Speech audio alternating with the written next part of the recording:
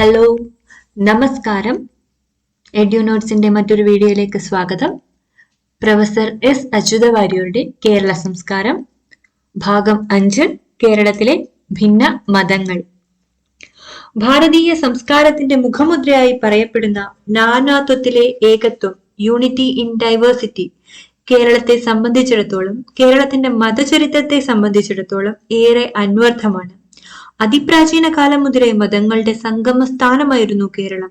ഭാരതീയമായ ബുദ്ധ ജൈന മതങ്ങൾക്ക് ചുരുങ്ങിയ കാലം കൊണ്ട് തന്നെ ഇവിടെ നല്ല വേരൂട്ടമുണ്ടായി. വൈദേശികമായ ക്രിസ്തു, ജൂത, ഇസ്ലാം മതങ്ങളുടെ കാര്യത്തിലും ഇതുതന്നെയാണ് സംഭവിച്ചത്. അതത് ദേശങ്ങളിലെ അവ രൂപം കൊണ്ട കാലത്തു തന്നെ അവയുടെ സന്ദേശം കേരളത്തിലും എത്തിപ്പെട്ടു.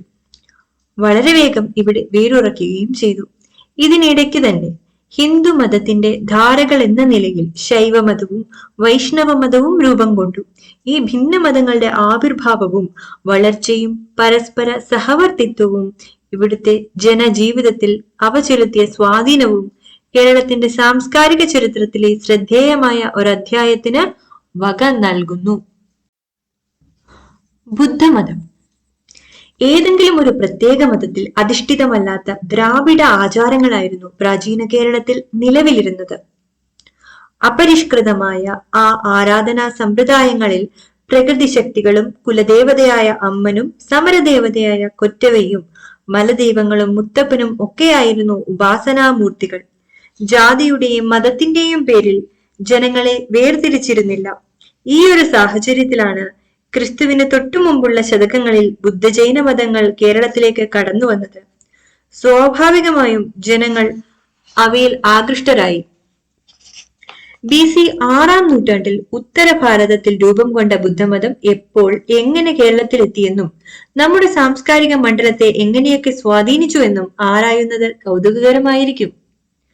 കേരളത്തിലെ ബുദ്ധമതത്തെ പറ്റി അറിവ് തരുന്ന ഏറ്റവും പ്രാചീനമായ രേഖ അശോകന്റെ 2-ാം നമ്പർ ശാസനം എന്നറിയപ്പെടുന്ന ഗിർനാർ ശാസനമാണ്. അതിൽ തന്റെ രാജ്യത്തിൽ എന്ന പോലെ പാണ്ഡ്യം, ചോളം, കേരളപുത്രം, താമ്രപർണി എന്നീ പ്രത്യന്ത രാജ്യങ്ങളിലും മനുഷ്യരുടെയും മൃഗങ്ങളുടെയും ചികിത്സയ്ക്ക് വേണ്ട ആതുരശാലകൾ നിർമ്മിച്ചതായി പറഞ്ഞിരിക്കുന്നു. മനുഷ്യരോടും പക്ഷി മൃഗാദികളോടുമുള്ള കരുണയും ആതുര ശുശ്രൂഷയിലുള്ള താല്പര്യവും ബുദ്ധമതത്തിന്റെ അടിസ്ഥാന തത്വങ്ങളാണ്.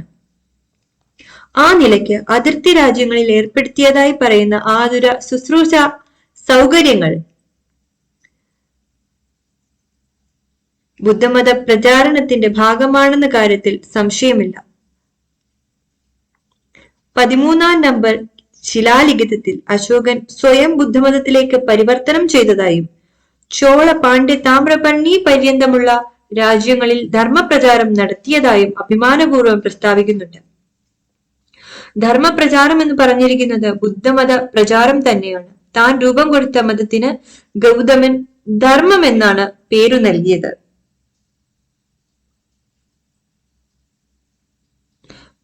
അശോകനും ആ പേരു തന്നെ സ്വീകരിച്ചു. ഈ വസ്തുതകളിൽ നിന്ന് ബുദ്ധമതത്തിന്റെ സന്ദേശം കേരളത്തിൽ ആദ്യമായി എത്തിച്ചത് അശോകന്റെ കാലത്ത്, അതായത് BC 3-ാം ശതകത്തിൽ മതപ്രചാരണം നടത്തിയ ബുദ്ധ സന്യാസിമാരാണെന്ന് വ്യക്തമാണല്ലോ. അശോകന്റെ കാലം മുതൽ AD 6-ാം ശതകം വരെയുള്ള കാലഘട്ടത്തിലേതെന്ന് കരുതാവുന്ന ഒരു ബുദ്ധ വിഗ്രഹവും കേരളത്തിൽ നിന്ന് കണ്ടുകിട്ടിയിട്ടില്ല. അതിന് കാരണമുണ്ട്. വിഗ്രഹ ആരാധന വിധിച്ചിട്ടില്ലാത്ത പീഡക ഹീനായാന ബുദ്ധമതമായിരുന്നു അക്കാലം വരെ. 7-ാം നൂറ്റാണ്ടിലാണ് ചോള പാണ്ഡ്യ ദേശങ്ങളിൽ എന്ന പോലെ കേരളത്തിലും മഹായാന ബുദ്ധമതം പ്രചാരത്തിലായത്. അതോടെ ഇവിടെയും ബുദ്ധ വിഗ്രഹ ഉപാസന ആരംഭിച്ചു. മഹായാന ബുദ്ധമതം AD 12-ാം നൂറ്റാണ്ട് വരെ കേരളത്തിൽ പ്രചാരത്തിലിരുന്നു എന്നതിന് തെളിവുകളുണ്ട്. ഈ തെളിവുകളെ 4 വിഭാഗത്തിൽ ഉൾപ്പെടുത്താം. 1. ബുദ്ധമത അനുയായികളുടെ തിരോധാനത്തെ തുടർന്ന് അപഗണനയിൽ പെട്ടുപോയ ബുദ്ധ വിഗ്രഹങ്ങൾ. കൊല്ലം, ആലപ്പുഴ ജില്ലകളിലെ മരുതൂർ, കുളങ്ങര, കുന്നത്തൂർ, പള്ളിക്കൽ, ഭരണിക്കാവ്, മാവേലിക്കര, കരുമാടി എന്നീ സ്ഥലങ്ങളിൽ നിന്ന് നിരവധി ബുദ്ധ വിഗ്രഹങ്ങൾ കണ്ടുകിട്ടിയിട്ടുണ്ട്. ഇവയെല്ലാം യോഗാസനസ്ഥിതമായ ശിലാവിഗ്രഹങ്ങളാണ്. ബുദ്ധ വിഗ്രഹങ്ങളുടെ സവിശേഷതകളായ പദ്മാസനം, ധ്യാനഭാവം, ഉഷ്ണീഷം, ഉത്തരീയം, മടിയിൽ ഒന്നിനുമേൽ ഒന്നായി മലർത്തി വെച്ചിട്ടുള്ള ഹസ്തതലം ഇവയ്ക്ക് ഒരുപോലെയാണ്. സിലോൺ ബുദ്ധമതത്തിന്റെ ഒരു പ്രധാന ശക്തി കേന്ദ്രമായിരുന്നല്ലോ. സിലോണും കൊല്ലവുമായുള്ള സമുദ്രബന്ധം സുഗമമാകത്തക്ക വിധത്തിൽ 9-10 നൂറ്റാണ്ടു മുതൽ കൊല്ലം ഒരു പ്രധാന തുറമുഖ നഗരമായി വളർന്നിരുന്നു. കൊല്ലം ജില്ലയുടെ തീരദേശങ്ങളിൽ ബുദ്ധമതത്തിന് കൂടുതൽ പ്രചാരമുണ്ടായതിനും ആ ഭാഗങ്ങളിൽ നിന്ന് ധാരാളം ബുദ്ധ വിഗ്രഹങ്ങൾ കണ്ടുകിട്ടിയതിനുമുള്ള സാഹചര്യം ഇതാണ്. 2. 12-ാം നൂറ്റാണ്ടിന് ശേഷം ബുദ്ധമതത്തിന്റെ അപജയത്തെ തുടർന്ന് ഹൈന്ദവ ദേവാലയങ്ങളായി പരിവർത്തനം ചെയ്യപ്പെട്ടവ. കോട്ടയം ജില്ലയിലെ ചങ്ങനാശ്ശേരിക്ക് അല്പം വടക്കു പടിഞ്ഞാറുള്ള നീലമ്പേരൂർ ഭഗവതി ക്ഷേത്രം ഈ വിഭാഗത്തിൽ പെടുന്നു. ക്ഷേത്രം പള്ളിപ്പടിക്കൽ എന്നും മൂലസ്ഥാനത്തെ ദേവീ പ്രതിഷ്ഠ പള്ളിയിൽ ഭഗവതി എന്നുമാണ് അറിയപ്പെടുന്നത്. ഉപപ്രതിഷ്ഠകളിൽ ഒന്ന് വിഷ്ണുവാണ്. ഇത് ബുദ്ധവിഗ്രഹമായിരുന്നു എന്നതിന്റെ എല്ലാ ലക്ഷണങ്ങളും പ്രകടമായി കാണുന്നുണ്ട്. പള്ളിയിൽ ഭഗവതി ബുദ്ധമതക്കാരുടെ താരാദേവിയായിരിക്കണം. ബുദ്ധമതവുമായി ബന്ധപ്പെട്ട കെട്ടുകാഴ്ചകൾ ഉത്സവത്തോടനുബന്ധിച്ച് ഇവിടെ ഇപ്പോഴും നടന്നുവരുന്നു. ബുദ്ധമതം സ്വീകരിച്ച ഒരു ചേര ചക്രവർത്തി അഥവാ പള്ളിബാണ പെരുമാൾ സ്ഥാനത്യാഗം ചെയ്തതിനു ശേഷം നീലംപേരൂരെത്തിയെന്നും അവിടെ വെച്ച് പരലോകപ്രാപ്തനായി എന്നും സ്ഥലവാസികൾ വിശ്വസിച്ചു വരുന്നു. അദ്ദേഹത്തിന്റെ ശവകുടീരം ക്ഷേത്ര മതിലിനരികിൽ ഇപ്പോഴും കാണാം. കോട്ടയം പട്ടണത്തിന് അല്പം വടക്കു പടിഞ്ഞാറായി കിളിരൂർ എന്ന സ്ഥലത്തുള്ള തേവർ നടയും ഇതുപോലെ തന്നെ. വിഷ്ണു സങ്കല്പത്തിലാണ് ആരാധന നടക്കുന്നതെങ്കിലും അത് ബുദ്ധവിഹാരമായിരുന്നു. 3. അവശിഷ്ടങ്ങൾ ഇല്ലാത്തവണ്ണം നശിച്ചുപോയ ബുദ്ധവിഹാരങ്ങൾ. ശ്രീമൂലവാസമാണ് ഈ വിഭാഗത്തിൽ എടുത്തു പറയേണ്ടത്. കേരള കടൽ തീരത്ത് ശ്രീമൂലവാസം എന്ന പേരിൽ ഭാരതമെങ്ങും പ്രസിദ്ധമായ ഒരു ബുദ്ധവിഹാരം ഉണ്ടായിരുന്നു. ഇത് കടൽക്ഷോഭത്തിൽപ്പെട്ടു നശിച്ചുപോയി. രാജാവായ വിക്രമാദിത്യ വരഗുണന്റെ അതായത് AD 885-നും 925-നും ഇടയ്ക്കായിരുന്നു അദ്ദേഹത്തിന്റെ ഭരണകാലം. അദ്ദേഹത്തിന്റെ പാലിയം ശാസനം ഇക്കാര്യത്തിൽ വ്യക്തമായ തെളിവ് തരുന്നുണ്ട്. പാലിയത്തച്ഛന്റെ വസതിയിൽ നിന്ന് കണ്ടെടുത്തത് കൊണ്ടാണ് പാലിയം ശാസനം എന്ന് പറഞ്ഞു വരുന്നത്. വരഗുണൻ വിസ്തൃതമായ ഭൂവിഭാഗം ശ്രീമൂല വാസ ഭട്ടാരകർക്ക് ദാനം ചെയ്തതായിട്ടാണ് പ്രതിപാദ്യം. ഈ നിലയ്ക്ക് വരഗുണന്റെ ശ്രീമൂല വാസം ചെപ്പേട് എന്ന് പറയുന്നതാകും കൂടുതൽ ശരി. ശാസനത്തിന്റെ 2 ഏടുകൾ മാത്രമാണ് കണ്ടുകിട്ടിയിട്ടുള്ളത്. അതിൽ ശ്രീബുദ്ധനെയും ധർമ്മസംഘങ്ങളെയും അവലോകിതേശ്വരനെയും കൊണ്ടാടുന്നതായി അതോടൊപ്പം കടൽക്ഷോഭത്തിൽ നിന്നും ശ്രീമൂലവാസത്തെ രക്ഷിക്കാൻ കേൻ അപേക്ഷിക്കുന്നതായും വ്യക്തമാകുന്നു. കലിദിന സൂചനയനുസരിച്ച് ശാസനകാലം AD 925 ഡിസംബർ 29 എന്നും ഇളംകുളം കണക്കാക്കിയിട്ടുണ്ട്.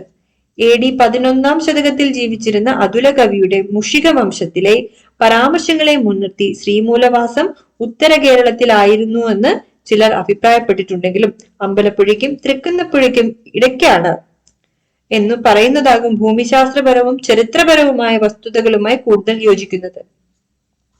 ശാസനം ആദ്യം പ്രസാദനം ചെയ്ത ഗോപിനാഥറാവുവും പിന്നീട് ഇളംകുളവും ഇക്കാര്യം വ്യക്തമാക്കിയിട്ടുണ്ട്. തൃക്കുന്നപ്പുഴയ്ക്കടുത്ത് ശ്രീമൂലവാസം എന്ന സ്ഥലം ഇപ്പോഴുമുണ്ട്. അതിന്റെ പ്രാധാന്യം പോലെ വ്യാപ്തിയും കുറഞ്ഞിട്ടുണ്ടെന്ന് മാത്രം. കടൽ തീരത്തുണ്ടായിരുന്ന ബുദ്ധവിഹാരം കടൽക്ഷോഭത്തിൽപ്പെട്ട് നശിച്ചുപോയി. പിൽക്കാലത്ത് കടലിൽ നിന്ന് വിഗ്രഹങ്ങൾ കണ്ടെടുത്തു. തൃക്കുന്നപ്പുഴ ശാസ്താംകോവിലിലെ ഒരു ശിലാരേഖയിൽ ഇങ്ങനെ കാണുന്നുണ്ട്: കൊല്ലം 931 മകരം 27-ാം തീയതി മീനം രാശി കൊണ്ട് സമുദ്രത്തിങ്കൽ നിന്നുള്ള പെരുമാളെ ഇവിടെ പ്രതിഷ്ഠ ചെയ്തു. ഉത്തര കേരളത്തിലും ബുദ്ധമതം പ്രചാരത്തിലിരുന്നു എന്നതിന് തെളിവുകളുണ്ട്. വളപട്ടണത്തിനടുത്തുള്ള പള്ളിക്കുന്ന് ഒരു ബുദ്ധമത വിഹാരമായിരുന്നു. ഏഴിമലയ്ക്കടുത്ത് മാടായിയിൽ ഒരു ബുദ്ധവിഹാരമുണ്ടെന്നും ഏഴിമല രാജ്യത്തിലെ ജനങ്ങൾ ശ്രമണന്മാരായിരുന്നുവെന്നും അൽബറൂണി പറഞ്ഞിട്ടുണ്ട്. ബുദ്ധ ദേവാലയങ്ങളെ പള്ളി എന്നാണ് വ്യവഹരിച്ചിരുന്നത്. വൈദിക മതങ്ങളുടെ ആരാധനാലയം എന്നായിരുന്നു അതിനർത്ഥം. പിൽക്കാലത്ത് വൈദേശിക മതങ്ങളുടെ ആരാധനാലയം എന്നായി വിവക്ഷ. ക്രിസ്ത്യൻ പള്ളി, ജൂതപ്പള്ളി, മുസ്ലിം പള്ളി എന്നിവയൊക്കെ ഉദാഹരണങ്ങളാണ്. ബൗദ്ധ ദേവാലയങ്ങളുടെ സ്ഥാവര വസ്തുക്കളെ കുറിക്കുന്ന പള്ളിച്ചന്തം, അതായത് പള്ളി സ്വന്തം ശാസനങ്ങളിലും മുൻകാല റവന്യൂ രേഖകളിലും ഉപയോഗിച്ചിട്ടുണ്ട്. 4. സാഹിത്യകൃതികളിലെ പരാമർശങ്ങൾ. ചിലപ്പതികാരവും മണിമേഖലയും. ചിലപ്പതികാരം എഴുതിയ ഇളങ്കോവടികൾ ഒരു ബുദ്ധസന്യാസിയായിരുന്നു. ചിലപ്പതികാരം പുകാർ കാണ്ഡത്തിൽ നാട്ടും പുറ കാഴ്ചകൾ വർണ്ണിക്കുന്നിടത്തും മധുരൈ കാണ്ഡത്തിൽ കോവലന്റെ സ്വപ്നകഥനത്തിലും ബുദ്ധമതത്തെ പറ്റി പരാമർശം കാണുന്നുണ്ട്.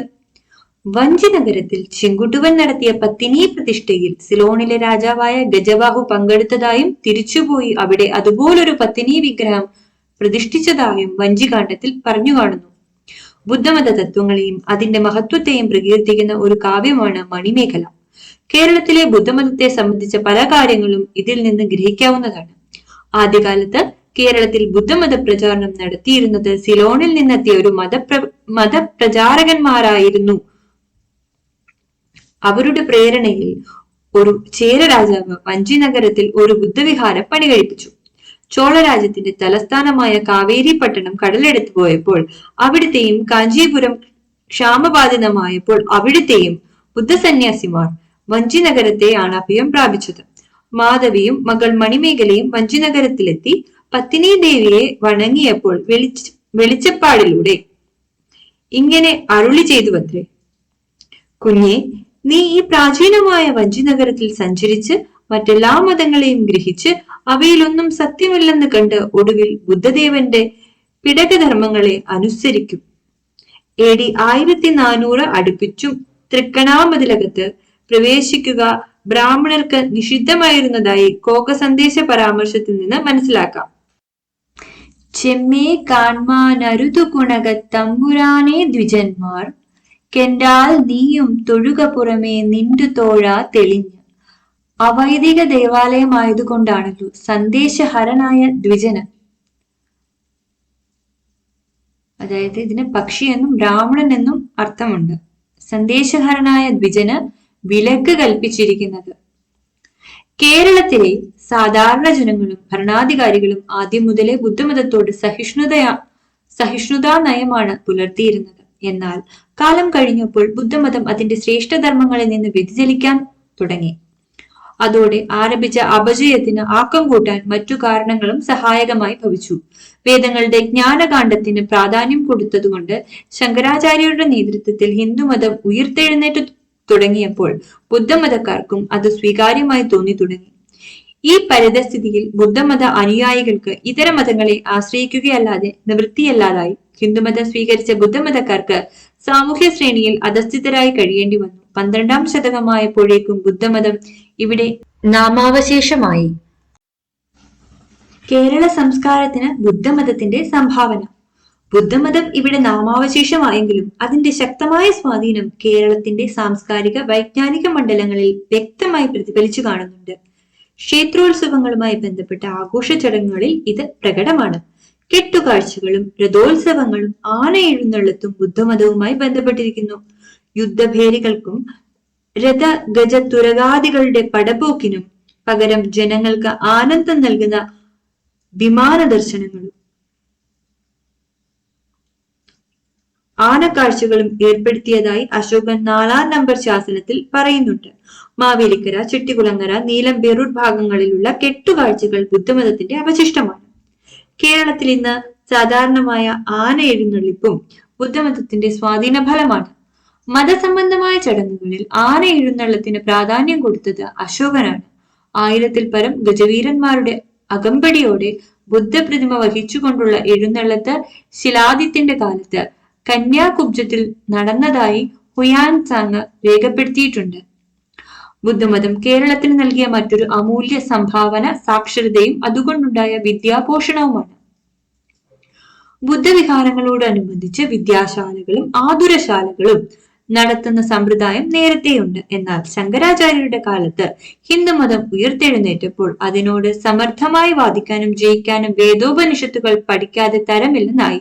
അങ്ങനെ ബുദ്ധവിഹാരങ്ങൾ പൂർണമായ അർത്ഥത്തിൽ വിദ്യാശാലകളും കൂടിയായി. ഈ സമ്പ്രദായം പിന്നീട് ഹിന്ദുമതം അനുകരിച്ചു. പ്രധാന ക്ഷേത്രങ്ങളോടനുബന്ധിച്ച് ശാലകൾ രൂപം കൊണ്ടത് അങ്ങനെയാണ്. ശ്രീവല്ലഭപെരും ശാല, പാർത്ഥിവപുരം ശാല, കാന്തളൂർ ശാല, വലിയ ശാല തുടങ്ങിയ ഉദാഹരണങ്ങളാണ്. നമ്മുടെ എഴുത്തുപള്ളിയും പള്ളിക്കൂടവും ബുദ്ധമതത്തോടുള്ള ബന്ധം സൂചിപ്പിക്കുന്നു. ഇന്നും വിദ്യാലയം എന്ന സാമാന്യാർത്ഥത്തിൽ പള്ളിക്കൂടം സർവ്വസാധാരണമായി ഉപയോഗിക്കുന്നുണ്ട്. ആയുർവേദ ചികിത്സാ പദ്ധതിക്ക് കേരളത്തിലുള്ള വമ്പിച്ച പ്രചാരം ബുദ്ധമതത്തിന്റെ സംഭാവനയാണ്. ബുദ്ധമതക്കാരനായ വാഗ്ഭടന്റെ അഷ്ടാംഗ ഹൃദയത്തിന് കേരളത്തിലുള്ളത്ര പ്രചാരം മറ്റൊരിടത്തും ലഭിച്ചിട്ടില്ല. തിരുവിഴ ശിവക്ഷേത്രത്തിലും തകഴി ശാസ്താക്ഷേത്രത്തിലും മാനസികവും ശാരീരികവുമായുള്ള രോഗങ്ങൾക്ക് നൽകി വരുന്ന ചികിത്സ ബുദ്ധവിഹാരങ്ങൾ നടത്തി വന്ന ആതുര ശുശ്രൂഷയുടെ തുടർച്ചയായിരിക്കണം. ശാസ്താവ് ബുദ്ധന്റെ പര്യായമായി പറഞ്ഞു കാണുന്നത് കൊണ്ട് അയ്യപ്പൻ ഹൈന്ദവീകരിച്ച ബുദ്ധനാണെന്ന പ്രബലമായ ഒരു വാദഗതിയുണ്ട്. ശബരിമല, അച്ചൻകോവിൽ, ആര്യങ്കാവ്, കുളത്തൂപ്പുഴ തുടങ്ങിയ ഏകാന്തമായ കാനന ഭാഗങ്ങളിൽ കാണുന്ന ശാസ്ത്രങ്ങൾ ബുദ്ധമതത്തിന്റെ അവശിഷ്ടമായി കരുതി വരുന്നു. അയ്യപ്പ സന്നിധിയിലേക്കുള്ള തീർത്ഥയാത്രയിൽ ബുദ്ധമത തത്വങ്ങൾ അന്തർഭവിച്ചിട്ടുണ്ട്. അയ്യപ്പന്മാരുടെ വ്രതാനുഷ്ഠാനങ്ങളും ശരണം വിളികളും ബുദ്ധമതത്തിന്റെ അഹിംസാ സിദ്ധാന്തത്തെയും ശരണത്രയങ്ങളെയും അനുസ്മരിക്കുന്നു. ഭാരതത്തിൽ മറ്റൊരിടത്തുമില്ലാത്ത രീതിയിൽ അയ്യപ്പ ആരാധന കേരളത്തിൽ പ്രാധാന്യം നേടിയത് ബുദ്ധമതത്തിന്റെ സ്വാധീനമാണ് സൂചിപ്പിക്കുന്നത്. എന്നാൽ ശില്പരീതിയിൽ രണ്ടു വിഗ്രഹങ്ങളും ഭിന്നങ്ങളാണെന്ന് എസ് ശങ്കുവയ്യർ ചൂണ്ടിക്കാണിക്കുന്നു. കേരളത്തിൽ ഒരു കാലത്ത് നിലവിലിരുന്ന ജന്തുബലി ഇല്ലാതായതിന്റെ പിന്നിൽ ബുദ്ധമതത്തിന്റെ അഹിംസാ സിദ്ധാന്തം പ്രേരണ ചെലുത്തിയിരിക്കാം. ജൈനമതം. ചന്ദ്രഗുപ്ത മൗര്യൻ BC 321 297 ഇടയ്ക്കാണ് ഭരണകാലം. 25ാം ഭരണവർഷത്തിൽ സിംഹാസനം വെടിഞ്ഞ് ഭദ്രബാഹു എന്ന ജൈന സന്യാസിയോടൊപ്പം മൈസൂരിലെത്തി.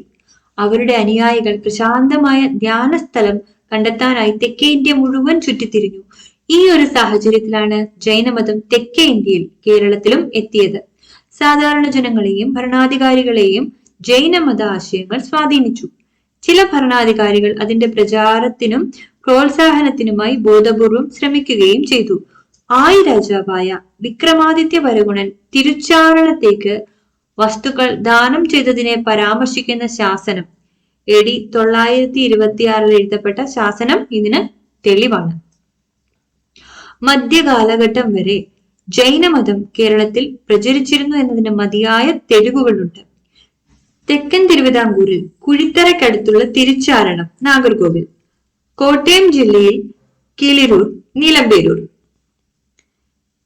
എറണാകുളം ജില്ലയിലെ പെരുമ്പാവൂരിലെ കല്ലിൽ ഗുഹാക്ഷേത്രം, പാലക്കാട് ജില്ലയിൽ പാലക്കാട് ആലത്തൂർ, കോങ്ങാട്ട്, വയനാട് ജില്ലയിൽ പനമരം, കൽപ്പറ്റ, പുൽപ്പള്ളി തുടങ്ങിയ നിരവധി സ്ഥലങ്ങളിൽ ജൈനമത അവശിഷ്ടങ്ങൾ ഇന്നും കാണാനുണ്ട്. കേരളത്തിലെ ഈ ജൈന കേന്ദ്രങ്ങളെല്ലാം ജൈന പഴമയ്ക്ക് കേൾവി കേട്ട തമിഴ്നാട്ടിലെ മധുര, തിരുനെൽവേലി, സേലം, കോയമ്പത്തൂർ ജില്ലകളോടും കർണാടകയിലെ ചന്ദ്രഗുപ്ത ഭദ്രബാഹു കഥയുമായി ബന്ധപ്പെട്ട ശ്രാവണബലഗുളിയോടും ചേർന്ന് കിടക്കുന്ന പ്രദേശങ്ങളിലാണെന്നത് ശ്രദ്ധേയമാണ്. ശിലാലിഖിതങ്ങളും ചെപ്പേടുകളും അപൂർവമായേ കണ്ടുകിട്ടിയിട്ടുള്ളൂ എന്നതുകൊണ്ട് കേരളത്തിലെ ജൈനമത ചരിത്രം മനസ്സിലാക്കാൻ ശിലാക്ഷേത്രങ്ങൾ നൽകുന്ന പരിമിതമായ തെളിവുകളെ ആശ്രയിക്കുകയേ നിവൃത്തിയുള്ളൂ.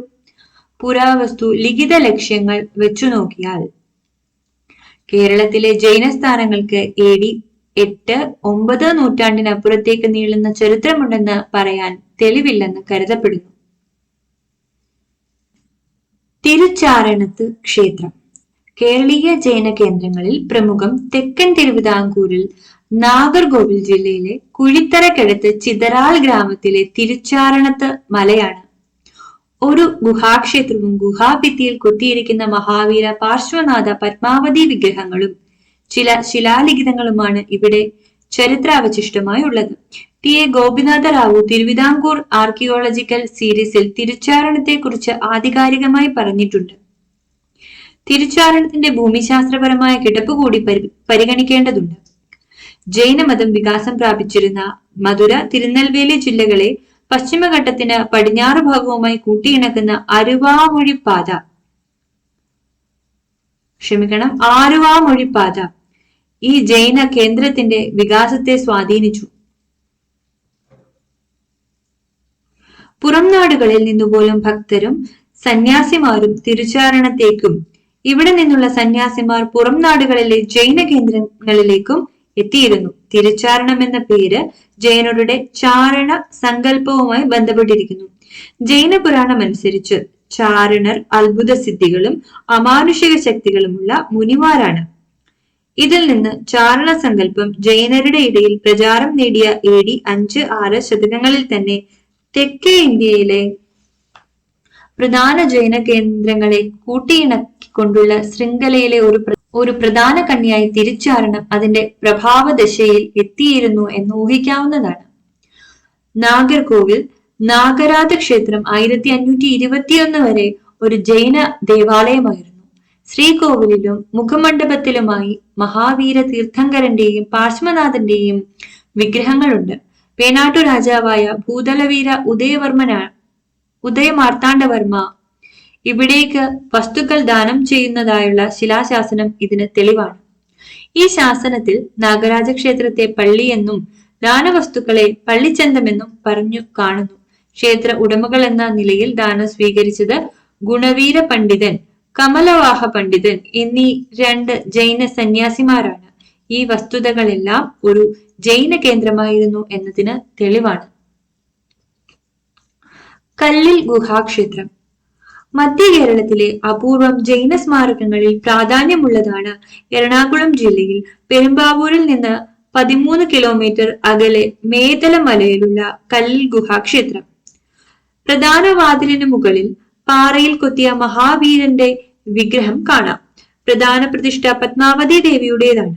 അടുത്തുള്ള ഒരു പിഷാരടി കുടുംബത്തിന്റെ നടത്തിപ്പിൽ ഭഗവതി ക്ഷേത്രമായിട്ടാണ് ഇന്ന് ആരാധന നടക്കുന്നത്. ആലപ്പുഴ, കൊച്ചി ഭാഗങ്ങളിലുള്ള അപൂർവം ജൈന വിശ്വാസികൾ ഇപ്പോഴും ഇവിടെ എത്തി ആരാധന നടത്താറുണ്ട്. തൃക്കണാമതിലകം ജൈനമത കേന്ദ്രമായിരുന്നു എന്നതിന് ഉണ്ണിയാടി ചരിതം, ശുഖസന്ദേശം തുടങ്ങിയ പ്രാചീന കൃതികൾ സാക്ഷ്യം വഹിക്കുന്നു. പാലക്കാട് ജില്ലയിലെ പല സ്ഥലത്തും ജൈനമത അവശിഷ്ടങ്ങൾ കാണാറുണ്ട്. നഗരമധ്യത്തിൽ തന്നെയുള്ള ജൈനമേട് ചന്ദ്രനാഥ ക്ഷേത്രം നല്ല രീതിയിൽ നിലനിൽക്കുന്ന ഒരു ജൈന ദേവാലയമാണ്. ഇവിടെ ജൈനർ തന്നെയാണ് ഇന്നും പൂജാരികൾ. ശിഥിലമായി പോയ ഒരു പഴയ ജൈന കേന്ദ്രത്തിന് മുകളിലാണ് ഇന്ന് നാം കാണുന്ന ബസ്തി പണിതിരിക്കുന്നത് എന്ന് പറയപ്പെടുന്നു. ഇവിടെ കാണുന്ന വിഗ്രഹങ്ങൾ മധ്യകാല സംസ്കാരത്തിന്റെ സ്വഭാവമുള്ളവയാണ്. ഇന്നിവിടെയുള്ള ജൈനന്മാർ കർണാടകവുമായുള്ള ചർച്ച തുടർന്നു പോരുന്നു. ആലത്തൂരിനടുത്ത് കാവശ്ശേരിയിലെ പള്ളികുന്നിലുള്ള ചാക്യാർ തോട്ടത്തിൽ നിന്ന് മഹാവീരന്റെയും പാർശ്വനാഥന്റെയും വിഗ്രഹങ്ങളും ഒരു ശിലാലിഖിതവും കേരള പുരാവസ്തു വകുപ്പ് കണ്ടെത്തിയിട്ടുണ്ട്. ചാക്കയാർ തോട്ടമാകാം ചാക്യാർ തോട്ടമായത്. ചാക്യാർ തന്നെ. ഇവിടെ നിന്ന് ലഭിച്ച ലിഖിതം പാലക്കാട് ജൈനരുടെ കൊങ്ങുപാണ്ഡ്യ ദേശങ്ങളുമായുള്ള ബന്ധത്തിലേക്ക് വിരൽ ചൂണ്ടുന്നു. ഇന്ന് കർണാടകവുമായിട്ടാണ് ഇവർ ബന്ധപ്പെട്ടിരിക്കുന്നത്. തൃശൂർ പാലക്കാട് പാതയിലുള്ള പരുവശ്ശേരി പള്ളി ഭഗവതി ക്ഷേത്രത്തിലുള്ളത് ചന്ദ്രപ്രഭ തീർത്ഥങ്കരന്റെ യക്ഷിയായ ജ്വാലാമാലിനിയുടെ ഭീകരമായ ദാരുവിഗ്രഹമാണ്. ചന്ദ്രപ്രഭ തീർത്ഥങ്കരന്റെ പ്രതിഷ്ഠയ്ക്ക്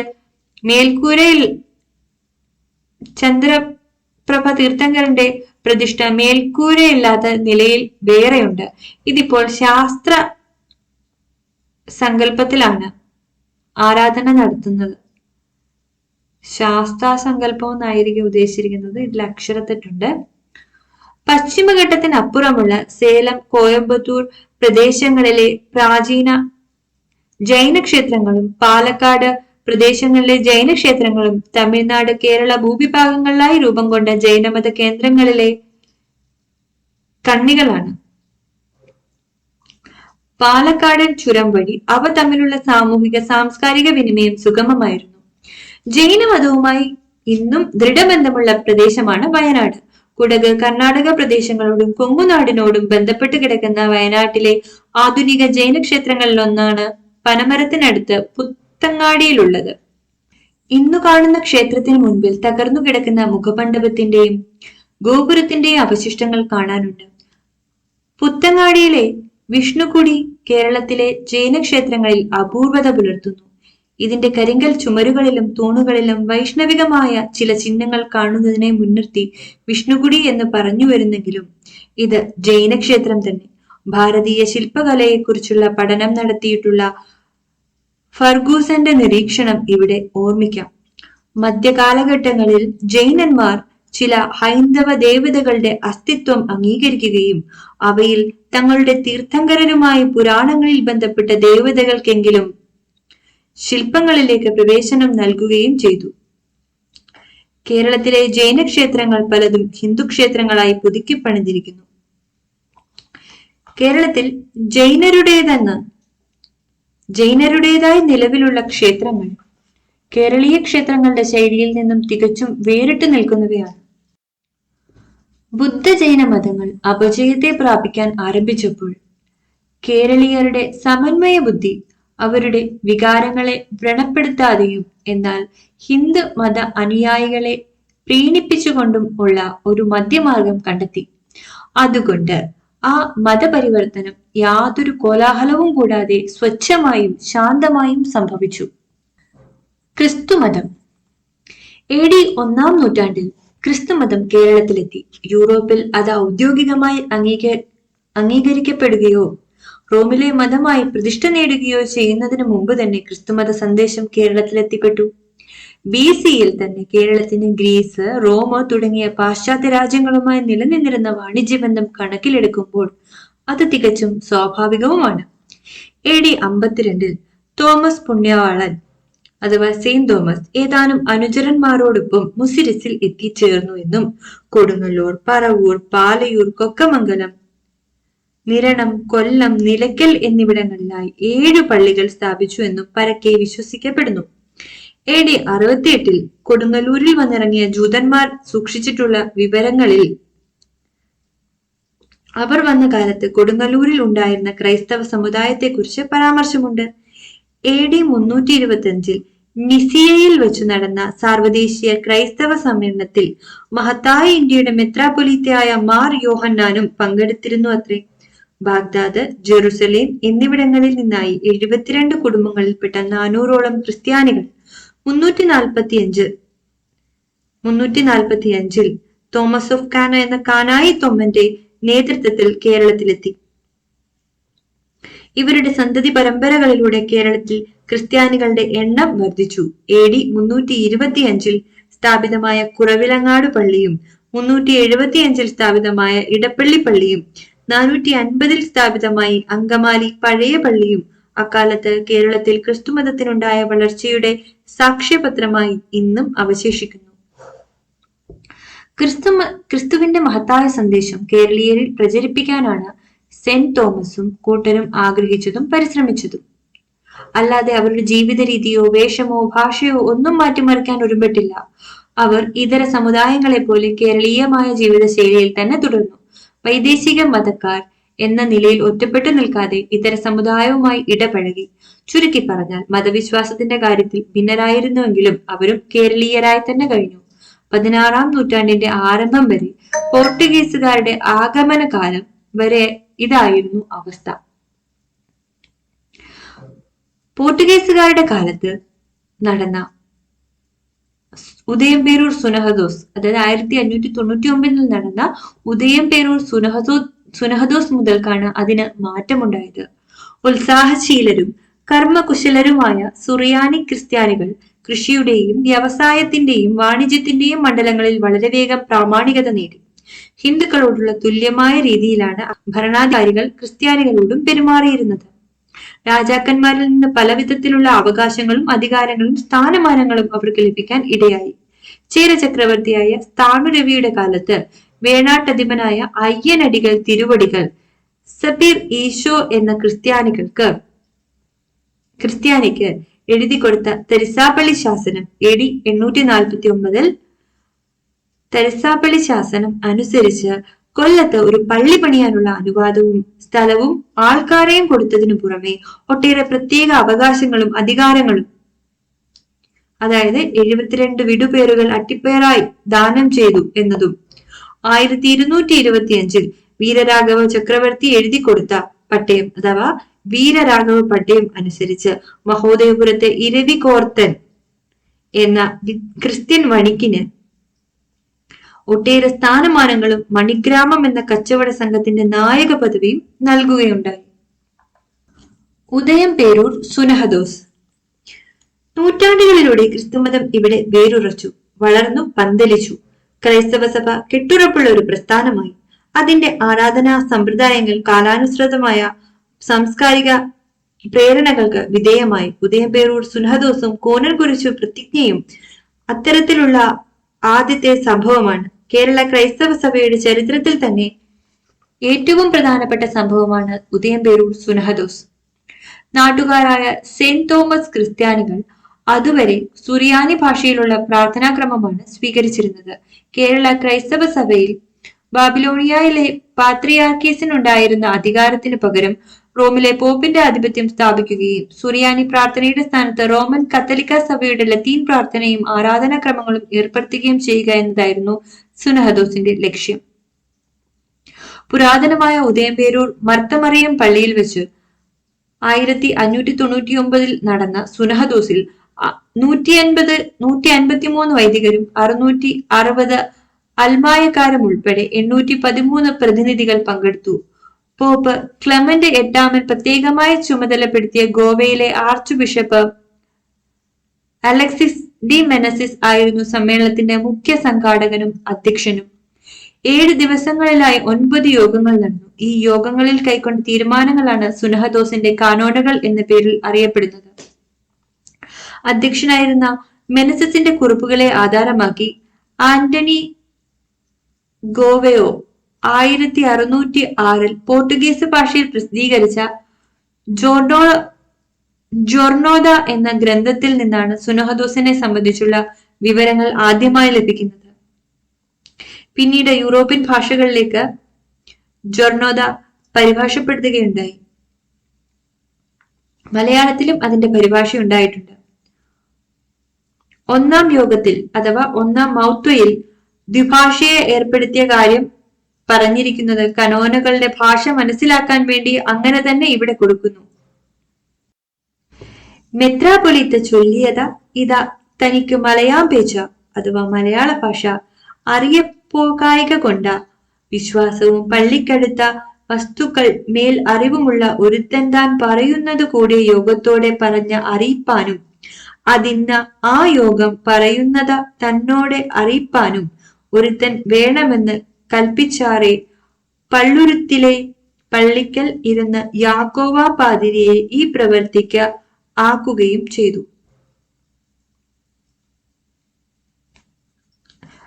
പഴയ മലയാള ഭാഷ ദ്വിഭാഷയെ വെച്ച് പരിഭാഷപ്പെടുത്തിയതിന്റെ പോരായ്മയും മലയാള ഭാഷ അച്ചടിയിൽ കടന്നു വന്നുകൊണ്ടിരുന്ന സമയമായത് കൊണ്ടും ഉള്ള വ്യത്യാസമാണ് ഈ വായിച്ചതിൽ കാണുന്നത്. അക്ഷരത്തെറ്റല്ല. അപ്പം തുടരുകയാണ്. സുനഹദോസ് സുറിയാനി ഗ്രന്ഥങ്ങൾ പരിശോധിച്ച് അനാശാസ്യ ഭാഗങ്ങൾ നീക്കം ചെയ്തു. സുറിയാനി കുർബാന ലത്തീൻ കുർബാനയ്ക്കനുസൃതമായി ഭേദപ്പെടുത്തി. ആരാധനാ രീതിയും ലത്തീൻ രീതി ഒപ്പിച്ച് പരിഷ്കരിച്ചു. കേരളത്തിലെ ക്രൈസ്തവ സഭയും ബാബിലോണിയയിലെ പാത്രിയാർക്കീസുമായി ഉണ്ടായിരുന്ന ബന്ധം വിച്ഛേദിച്ചു. പകരം റോമിലെ പോണ്ടിഫിന്റെ അതായത് പോപ്പിന്റെ പൂർണ്ണമായ ആധിപത്യത്തിന് കീഴിലാക്കി. ലത്തീൻ മാർഗം സ്വീകരിച്ചവർ കൊച്ചി രൂപതയിലും സുറിയാനി മാർഗത്തിൽ തന്നെ ഉറച്ചു നിന്നവർ അങ്കമാലി രൂപതയിലും ഉൾപ്പെട്ടവരായി. കേരളത്തിലെ ക്രൈസ്തവ സഭയിലുണ്ടായ ആദ്യത്തെ പിളർപ്പായിരുന്നു ഇത്. കൂനൻ കുരിശു പ്രതിജ്ഞ. ഉദയംപേരൂർ സുനഹദോസ് കൊണ്ട് പോർട്ടുഗീസുകാർ ഉദ്ദേശിച്ച ഫലം നീണ്ടുനിന്നില്ല. അധികകാലം കഴിയുന്നതിന് മുമ്പ് തന്നെ സുറിയാനികളും പോർട്ടുഗീസുകാരും തമ്മിൽ ശക്തമായ അഭിപ്രായ വ്യത്യാസമുണ്ടായി. പോപ്പ് രൂപം നൽകിയ അധികാരം ഉപയോഗിച്ച് പോർട്ടുഗൽ രാജാവ് അങ്കമാലി രൂപതയിലേക്ക് ഒരു ലത്തീൻ പാതിരിയെ നിയമിച്ചയച്ചു. സുറിയാനികൾ ഇതിൽ ശക്തിയായി പ്രതിഷേധിച്ചു. പാത്രിയാർക്കീസ് അയക്കുന്ന മെത്രാനെ അല്ലാതെ മറ്റാരെയും അംഗീകരിക്കുകയില്ലെന്നും തങ്ങളുടെ പള്ളികളിൽ കുർബാന ചൊല്ലാൻ ലത്തീൻ വൈദികനെ അനുവദിക്കുകയില്ലെന്നും അവർ ശഠിച്ചു.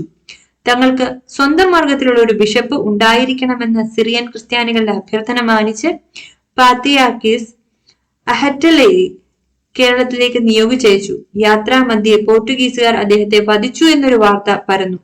ഇത് കേട്ട് ക്ഷുഭിതരായ സുറിയാനികൾ കൊച്ചിയിലെത്തി പോർച്ചുഗീസ് കേന്ദ്രത്തിന് ഒട്ടേറെ നാശനഷ്ടങ്ങൾ വരുത്തി. ആയിരക്കണക്കിന് സുറിയാനികൾ മട്ടാഞ്ചേരിയിലെ പഴയ കുരിശിൽ ഒരു വടം കെട്ടി അതിൽ പിടിച്ചുകൊണ്ട് ലത്തീൻ ബിഷപ്പുമാരെ അനുസരിക്കുകയില്ലെന്ന് പ്രതിജ്ഞ ചെയ്തു. ഈ സംഭവം 1653 നടന്ന ഈ സംഭവം കൂനൻ കുരിശ് പ്രതിജ്ഞ എന്ന പേരിൽ അറിയപ്പെട്ടു. പല സഭകൾ രൂപം കൊള്ളുന്നു. കൂനൻ കുരിശ് പ്രതിജ്ഞയ്ക്ക് ശേഷം ആലങ്ങാട്ട് പള്ളിയിൽ വെച്ച് 12 വൈദികർ കൂടി തോമ ആർച്ച് ഡിക്കനെ സഭാ അധ്യക്ഷനായി വാഴിച്ചു. അതോടെ മാർത്തോമ സുറിയാനി സഭ രൂപം കൊണ്ടു. 1665 ജെറുസലേമിൽ നിന്ന് മാർ ഗ്രിഗോറിയസ് എന്ന യാക്കോബായ മെത്രാൻ ഇവിടെ വന്നതിനെ തുടർന്ന് സമുദായം 2 വഴിക്ക് പിരിഞ്ഞു. റോമിന്റെ നിർദ്ദേശങ്ങൾ സ്വീകരിച്ച് പുരാതന സുറിയാനി ക്രമം തുടർന്നവർ പഴയ കൂറ്റുകാർ എന്നും, റോമിന്റെ നിർദ്ദേശം തിരസ്കരിച്ച് യാക്കോബായ മെത്രാനെ അംഗീകരിച്ച് കാലക്രമത്തിൽ അന്ത്യോക്യൻ ക്രമം സ്വീകരിച്ചവർ പുത്തൻ കൂറ്റുകാർ എന്നും ചരിത്രത്തിൽ അറിയപ്പെടുന്നു. പഴയ കൂറ്റുകാർ കേരളീയ സുറിയാനികൾ എന്നും പുത്തൻ കൂറ്റുകാർ ഓർത്തഡോക്സ് സുറിയാനികൾ എന്നുമുള്ള പേരിലാണ് പിന്നീട് അറിയപ്പെട്ടത്. കേരളീയ സുറിയാനികൾ സ്വയം ഭരണം വേണമെന്ന നിരന്തരമായ ആവശ്യമനുസരിച്ച് 1923 മാർ കണ്ടെത്തലിനെ കേരളീയ സുറിയാനികളുടെ മെത്രാപൊലീത്തയായി നിയമിച്ചു. 1969 മാർ ജോസഫ് പാറേക്കാട്ടിലിനെ കർദിനാൾ ആക്കിയതോടെ സുറിയാനി സഭ കൂടുതൽ ബഹുമാനിതമായി. ഫ്രാൻസിസ് സേവിയറിന്റെ വരവിനെ തുടർന്ന് കേരളത്തിന്റെ തീരദേശങ്ങളിൽ ലത്തീൻ ക്രിസ്ത്യാനികളുടെ ഒരു പ്രബല സമുദായം രൂപപ്പെട്ടു വന്നു. 19-ാം നൂറ്റാണ്ടിൽ ഇംഗ്ലീഷുകാരുടെ വരവോടെ ചർച്ച് മിഷൻ സൊസൈറ്റി അഥവാ CMS ഇവിടുത്തെ സുറിയാനി സഭയിൽ രൂപം കൊണ്ടു. പിന്നീട് അതിൽ നിന്ന് ഭിന്നിച്ചു പിരിഞ്ഞവർ സ്വന്തം നിലയിൽ പ്രവർത്തിച്ചു തുടങ്ങി. അങ്ങനെയാണ് ആംഗ്ലിക്കൻ സഭ നിലവിൽ വന്നത്. 20-ാം നൂറ്റാണ്ടിൽ മലങ്കര യാക്കോബായ സഭയും അന്ത്യോക്യൻ സഭാ നേതൃത്വവും തമ്മിൽ അഭിപ്രായ വ്യത്യാസമുണ്ടായി. ഇവിടുത്തെ സഭ മെത്രാൻ കക്ഷിയെന്നും ബാവാ കക്ഷിയെന്നും 2ആയി പിരിഞ്ഞു. അതേ തുടർന്ന് പ്രമാദമായ വട്ടിപ്പണക്കേസും സമുദായ കേസുകളും ഉണ്ടായി. മെത്രാൻ കക്ഷിയിൽപ്പെട്ട മാർ ഇവാനിയോസ് മുൻകൈയെടുത്ത് കത്തോലിക്ക സഭയുമായുള്ള ഐക്യം പുനഃസ്ഥാപിക്കാൻ ശ്രമിച്ചു. അതിന്റെ ഫലമായി 1930 രൂപം കണ്ടതാണ് മലങ്കര കത്തോലിക്ക സഭ. പഴയ കൂർ സമുദായം 1887 വരെ ലത്തീൻ സഭയുടെ ഭാഗമായിരുന്നു.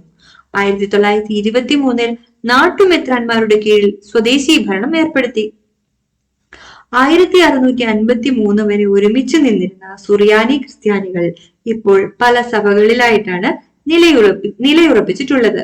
വൈദേശികമായ ഇടപെടലും മിഷനറിമാരുടെ കൈകടത്തലുമാണ് പല പിളർപ്പുകൾക്കും കാരണമെന്ന് കാണാം. അങ്ങനെയുണ്ടായവയാണ് ഇന്ന് കേരളത്തിലുള്ള വിഭിന്ന ക്രൈസ്തവ സഭകൾ.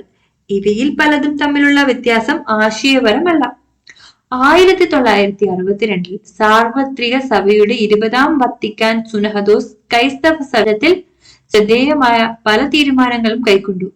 അതിലേറ്റവും പ്രധാനം ക്രൈസ്തവ സഭകളുടെ പുനരൈക്യം ഉദ്ദേശിച്ചുകൊണ്ടുള്ളതാണ്. മറ്റൊന്ന് അതത് രാജ്യങ്ങളുടെയും ദേശങ്ങളുടെയും സാംസ്കാരിക പരിതോവസ്ഥകളുമായി പൊരുത്തപ്പെടുന്ന വിധത്തിൽ സഭാപ്രവർത്തനവും ആരാധനാ രീതിയും ക്രമീകരിക്കണമെന്നതാണ്. അന്യമതങ്ങളുമായി സമരസപ്പെട്ട് അവയിലുള്ള സ്വീകാര്യമായ അംശങ്ങൾ ഉൾക്കൊള്ളുക എന്ന ഉദാരവും പുരോഗമനപരവുമായ നയം സ്വീകരിച്ചു. അതേ തുടർന്ന് പള്ളികളിലെ പ്രാർത്ഥനാ ഗാനങ്ങളുടെ പഴയ രീതിക്ക് ആകർഷകമായ മാറ്റം കണ്ടു തുടങ്ങി. കേരളീയതയുടെ പ്രതീകമായ നിലവിളക്ക് പള്ളികളിൽ ഉപയോഗിച്ചു തുടങ്ങി. പെരുന്നാളിനോടനുബന്ധിച്ച് പള്ളികളിലും ഈ മാറ്റത്തിന്റെ സൂചനകൾ കാണാം. ഇതിനൊക്കെ പുറമെ സെമിനാരികളിലെ പാഠ്യപദ്ധതിയിൽ ഭാരതീയ ദർശനം കൂടി ഉൾപ്പെടുത്തി. ഹിന്ദുമതത്തിന്റെ അടിസ്ഥാന ഗ്രന്ഥമായ ഭഗവത്ഗീത പഠന വിഷയമാക്കി. കേരള സംസ്കാരത്തിന് ക്രൈസ്തവ സമൂഹത്തിന്റെ സംഭാവന.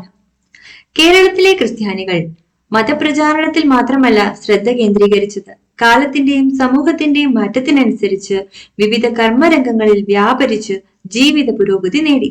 കാർഷിക, വ്യാവസായിക, വാണിജ്യ രംഗങ്ങളിൽ ക്രൈസ്തവ സമുദായം കൈവരിച്ച നേട്ടം അഭിമാനകരമാണ്. വിദ്യാഭ്യാസ രംഗത്തുള്ള പ്രവർത്തനം പ്രത്യേക പരാമർശം അർഹിക്കുന്നു. LMS, CMS, ബാസൽ മിഷൻ ഇവയുടെ പ്രവർത്തനമാണ് കേരളത്തിൽ ആധുനിക വിദ്യാഭ്യാസത്തിന് തുടക്കമിട്ടത് തന്നെ.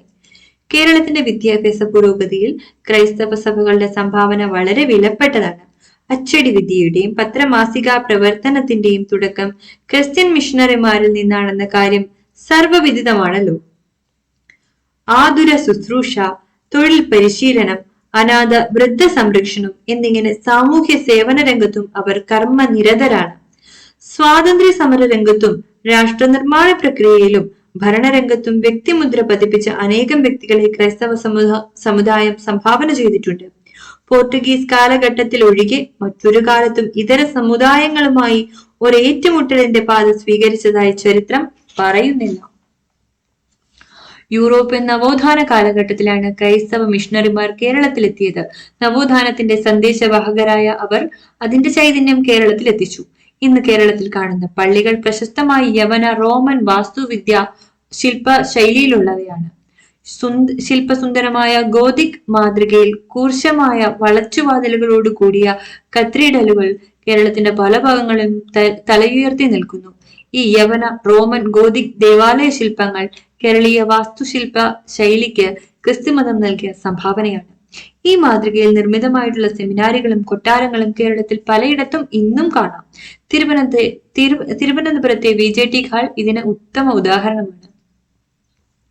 കേരളത്തിലെ പള്ളികളിൽ ധാരാളമായി കാണപ്പെടുന്ന ആധ്യാത്മിക മൂല്യം ഉൾക്കൊള്ളുന്ന ചിത്രങ്ങൾ യൂറോപ്യൻ നവോത്ഥാനത്തിന്റെ സംഭാവനയാണ്. പ്രശസ്തമായ ഗ്രീക്കു ചിത്രങ്ങൾ മാർപ്പാപ്പയുടെ മേൽനോട്ടത്തിൽ ക്രൈസ്തവീകരിക്കപ്പെട്ടു.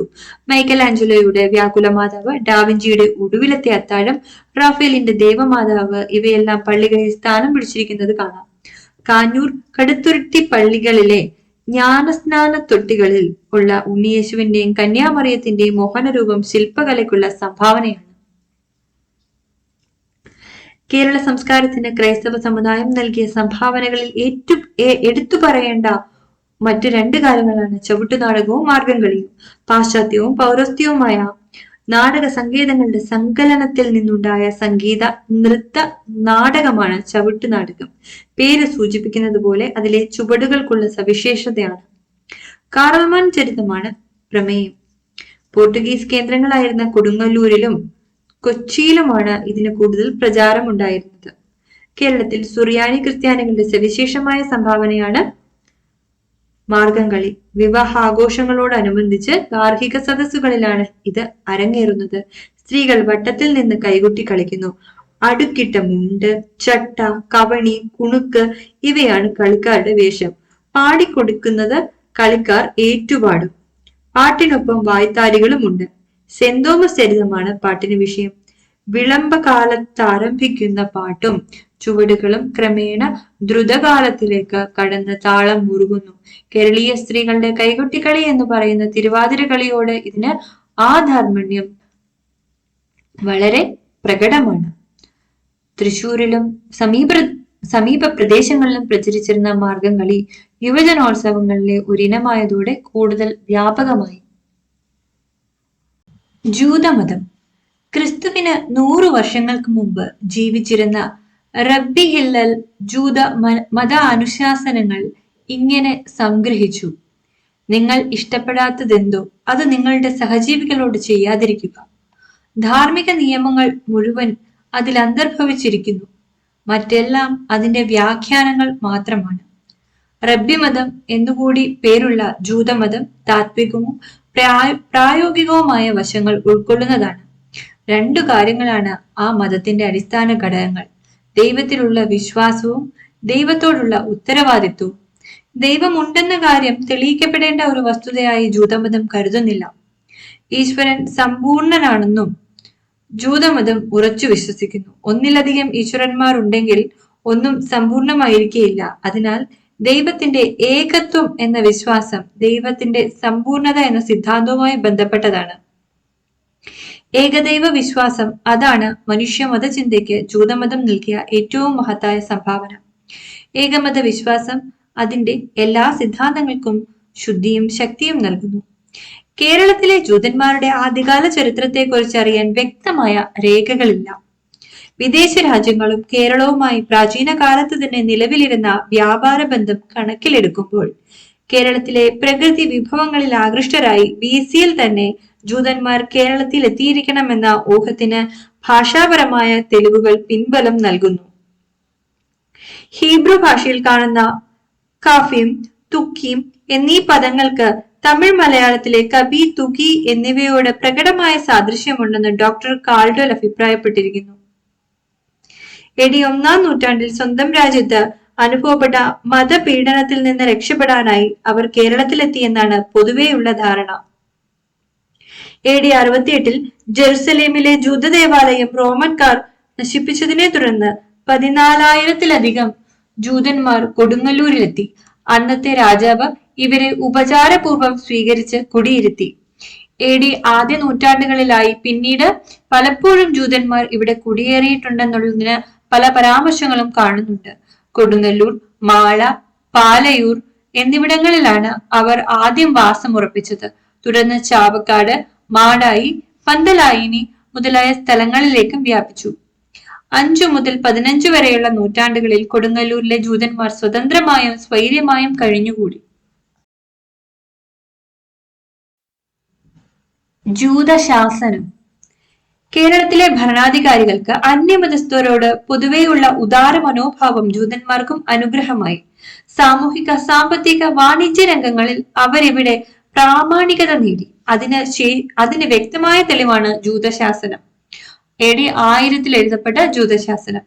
കേരളത്തിലെ ജൂതന്മാരെ സംബന്ധിച്ച് ഏറ്റവും പ്രധാനപ്പെട്ട സംഭവം കൂടിയാണത്.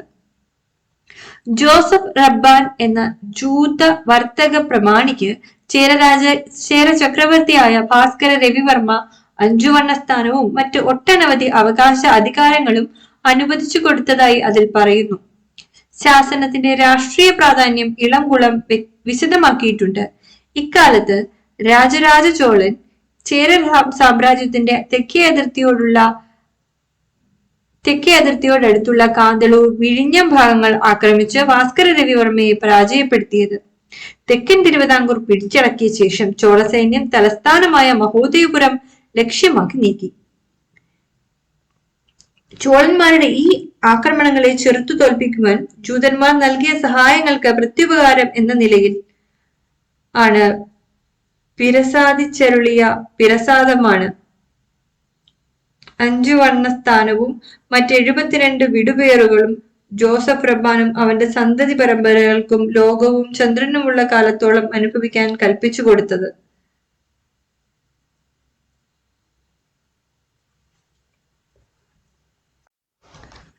ജൂതശാസനം. കേരളത്തിലെ ഭരണാധികാരികൾക്ക് അന്യമതസ്ഥരോടുള്ള ജൂതശാസനം. കേരളത്തിലെ ഭരണാധികാരികൾക്ക് അന്യമതസ്ഥരോട് പൊതുവെയുള്ള ഉദാര മനോഭാവം ജൂതന്മാർക്കും അനുഗ്രഹമായി. സാമൂഹിക, സാമ്പത്തിക, വാണിജ്യ രംഗങ്ങളിൽ അവരിവിടെ പ്രാമാണികത നേടി. അതിനുള്ള വ്യക്തമായ തെളിവാണ് ജൂതശാസനം. AD 1000. കേരളത്തിലെ ജൂതന്മാരെ സംബന്ധിച്ചുള്ള ഏറ്റവും പ്രധാനപ്പെട്ട സംഭവം കൂടിയാണത്. ജോസഫ് റബ്ബാൻ എന്ന ജൂത വർത്തക പ്രമാണിക്ക് ചേര ചക്രവർത്തിയായ ഭാസ്കര രവിവർമ്മ 5 വണ്ണ സ്ഥാനവും മറ്റു ഒട്ടധികം അവകാശ അധികാരങ്ങളും അനുവദിച്ചു കൊടുത്തതായി അതിൽ പറയുന്നു. ശാസനത്തിന്റെ രാഷ്ട്രീയ പ്രാധാന്യം ഇളംകുളം വിശദമാക്കിയിട്ടുണ്ട്.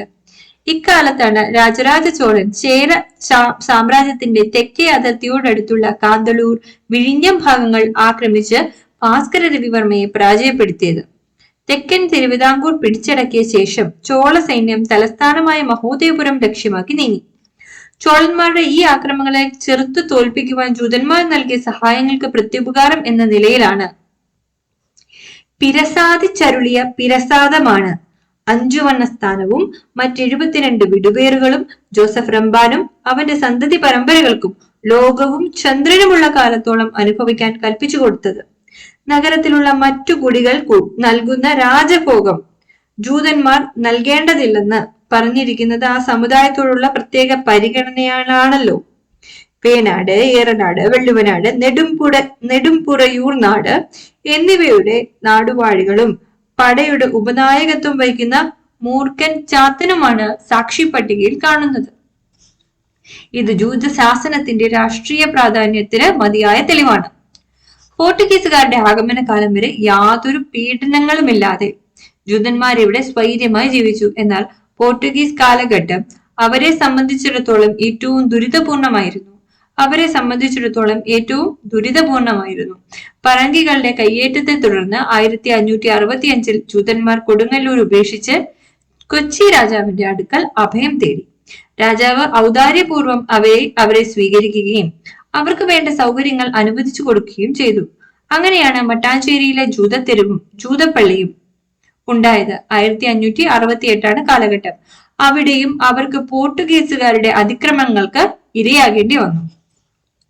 അൽബുക്കർക്ക് എന്ന പോർട്ടുഗീസ് ഗവർണർ പോർട്ടുഗൽ രാജാവിന് എഴുതിയ ഒരു കത്തിൽ കൊച്ചിയിലുള്ള ജൂതന്മാർ ഓരോരുത്തരെയായി ഉന്മൂലനാശം വരുത്താൻ എന്നെ അനുവദിക്കണമെന്ന് ആവശ്യപ്പെട്ടിരിക്കുന്നത് പോർട്ടുഗീസുകാർക്ക് ജൂതന്മാരോടുള്ള മനോഭാവത്തെ വെളിപ്പെടുത്തുന്നു. ഡച്ചുകാരുടെയും ബ്രിട്ടീഷുകാരുടെയും കാലത്ത് ജൂതന്മാർ സുരക്ഷിതരായി ഇവിടെ കഴിഞ്ഞുകൂടി. ഇക്കാലത്ത് അവർ അധികാരവും പ്രാമാണ്യവുമുള്ള ഒരു സമുദായമായി. രാജ്യത്തിന്റെ സാമ്പത്തിക പുരോഗതിയിൽ ഗണ്യമായ പങ്കുവഹിച്ച് സമാധാന ജീവിതം തുടർന്നു. 1948 ഇസ്രയേൽ ഒരു സ്വതന്ത്ര രാജ്യമായി പ്രഖ്യാപിക്കപ്പെട്ടതോടെ കേരളത്തിലെ ജൂതന്മാർക്ക് അങ്ങോട്ട് പോകുവാനും തങ്ങളുടെ പുണ്യഭൂമിയുടെ പുനർനിർമ്മാണ പ്രവർത്തനങ്ങളിൽ പങ്കുകൊള്ളുവാനുമുള്ള മതപരമായ അഭിനിവേശമുണ്ടായി. കേരളത്തിലുണ്ടായിരുന്ന ജൂതന്മാരിൽ ഭൂരിഭാഗവും സ്വന്തം നാട്ടിലേക്ക് മടങ്ങി. മാളയിലെ ജൂതന്മാരാണ് ആദ്യം നാടുവിട്ടത്. ജൂതപ്പള്ളിയെ ശ്മശാനവും മാള പഞ്ചായത്തിനെ ഏൽപ്പിച്ച് അവർ ഒന്നടങ്കം ഇസ്രയേലിലേക്ക് കപ്പൽ കയറി. 1961 കാനേഷുമാരി കണക്കനുസരിച്ച് കേരളത്തിൽ 359 ജൂതന്മാരേ ഉള്ളൂ. അവരുടെ ജനസംഖ്യ പിന്നെയും വളരെയധികം കുറഞ്ഞു. 1970 മുതൽ 1980 വരെ Thiruvananthapuram government women's college principal ആയിരുന്ന റിട്ടയർ ചെയ്ത എസ്തർ ഹെലഗ്വയും കുടുംബവും അതിനുശേഷം തങ്ങളുടെ വിശുദ്ധ ഭൂമിയിലേക്ക് മടങ്ങിയ കാര്യം വ്യക്തമായി അറിവുള്ളതാണ്. മട്ടാഞ്ചേരിയിലെ ജൂതപ്പള്ളി ഇന്നും നിരവധി സന്ദർശകരെ ആകർഷിച്ചുകൊണ്ടിരിക്കുന്നു. കേരളത്തിൽ ഇവിടെ മാത്രമാണ് ശനിയാഴ്ച തോറുമുള്ള പ്രാർത്ഥന നടക്കുന്നത്. വളരെ നേർമയുള്ള ആട്ടിൻതോൾ ചുരുളിലാണ് വിശുദ്ധ ഗ്രന്ഥം എഴുതിയിരിക്കുന്നത്. അത് ഏറ്റവും പാവനമായി കരുതി വരുന്നു. കേരളത്തിൽ പലയിടത്തും ജൂത ശബ്ദം ചേർന്ന സ്ഥലനാമങ്ങളുണ്ട്. ചാവക്കാടിനടുത്തുള്ള ജൂതക്കുന്നും മാടായിയിലെ ജൂതക്കുളവും ആ ജനസമുദായത്തിന്റെ സാന്നിധ്യത്തെ ഓർമ്മിപ്പിക്കുന്നു. കേരള സംസ്കാരത്തിന് സവിശേഷമായ സംഭാവനകളൊന്നും ജൂതന്മാരിൽ നിന്നുണ്ടായതായി പറയാനില്ല. കൊച്ചിയിലെ ജൂതപ്പള്ളിയുടെ 400ാം വാർഷികം 1968 അന്നത്തെ പ്രധാനമന്ത്രിയായ ഇന്ദിരാഗാന്ധി ഉദ്ഘാടനം ചെയ്തപ്പോൾ കേരളത്തിലെ എല്ലാ ജൂതന്മാരോടുമൊപ്പം ഹിന്ദുക്കളും ക്രിസ്ത്യാനികളും മുസ്ലിങ്ങളും ആ സന്തോഷത്തിൽ ഒരുപോലെ പങ്കുചേർന്നു. പുരാതന കാലം മുതലേ കേരളം വെച്ചുപുലർത്തിയ മതസഹിഷ്ണുതയും സമുദായ സൗഹാർദ്ദവും ഒരിക്കൽ കൂടി പ്രദർശിപ്പിക്കപ്പെട്ട ഒരവസരമായിരുന്നു ഇത്. ഇസ്ലാം മതം. ഇസ്ലാം മതം എങ്ങനെ കേരളത്തിൽ എത്തപ്പെട്ടു എന്നതിനെ കുറിച്ച് വ്യക്തമായ രേഖകളൊന്നും ലഭിച്ചിട്ടില്ല. അതുകൊണ്ട് തന്നെ ചരിത്രകാരന്മാർ ഇക്കാര്യത്തിൽ ഭിന്നാഭിപ്രായക്കാരാണ്. 7ാം നൂറ്റാണ്ടിന്റെ ആദ്യപാദത്തിൽ അറേബ്യയിൽ പ്രവാചകനായ മുഹമ്മദ് തന്റെ ശ്രേഷ്ഠമായ സന്ദേശം ജനങ്ങൾക്ക് നൽകിക്കൊണ്ടിരുന്ന കാലത്ത് തന്നെ വ്യാപാരാർത്ഥം ദക്ഷിണേന്ത്യയുടെ പടിഞ്ഞാറേ തീരങ്ങളിൽ എത്തിയിരുന്ന അറബികൾ അതിവിടെ എത്തിച്ചു എന്ന് മലബാർ മാനുവലിൽ ലോഗൻ ചൂണ്ടിക്കാണിക്കുന്നു. വില്യം ലോഗൻ എഴുതിയ മലബാർ മാനുവലിന്റെ കാര്യമാണ് ഇവിടെ പറയുന്നത്. ഈ അറബികൾ നാട്ടുകാരായ സ്ത്രീകളെ വിവാഹം ചെയ്ത് മലബാർ തീരങ്ങളിൽ കുടിപ്പാർക്കുകയും അതുവഴി മാപ്പിളമാരുടെ ഒരു സങ്കര സമുദായത്തിന് അടിത്തറ പാകുകയും ചെയ്തതായി ബുക്കാനനും പറയുന്നുണ്ട്. ഇവരുടെ അഭിപ്രായം സ്വീകാര്യമാണെന്ന് വന്നാൽ നബിയുടെ കാലത്ത് തന്നെ ഹിജ്റ ആദ്യ വർഷങ്ങളിൽ തന്നെ ഇത് ഏകദേശം AD 611 634 ഇടയ്ക്ക് ഇസ്ലാം മതം കേരളത്തിൽ എത്തിപ്പെട്ടു എന്ന് കരുതാം. ചരിത്രകാരനായ PA സെയ്ദ് മുഹമ്മദും ഈ അഭിപ്രായത്തോട് യോജിക്കുന്നു. അദ്ദേഹം ഇത്രയും കൂടി പറയുന്നു: വാണിജ്യ വർഗത്തിന്റെ പ്രയാണത്തോടൊപ്പമാണ് ഇസ്ലാം മതത്തിന് പ്രചാരം ലഭിച്ചത്. അവർ വ്യാപാരാർത്ഥം ഏതെല്ലാം സ്ഥലങ്ങളിൽ പോയിരുന്നുവോ അവിടെയെല്ലാം മതത്തിന്റെ സന്ദേശങ്ങൾ എത്തിച്ചു. ഇതിൽ നിന്ന് വ്യത്യസ്തമായ അഭിപ്രായമുള്ള ചരിത്രകാരന്മാരുണ്ട്. AD 8ാം ശതകത്തിലാണ് ഇസ്ലാം മതം ഇവിടെ എത്തിയതെന്നും AD 712 ഒന്നാമത്തെ മുസ്ലിം സംഘം കേരളത്തിൽ എത്തിയതെന്നും ആണ് ശ്രീധരമേനോന്റെ നിഗമനം. രേഖപ്പെടുത്തപ്പെട്ടിട്ടുള്ള ആദ്യ തെളിവ് 8ാം നൂറ്റാണ്ടിന്റെ അവസാന പാദത്തിലേതാണെന്നും അദ്ദേഹം പറയുന്നുണ്ട്.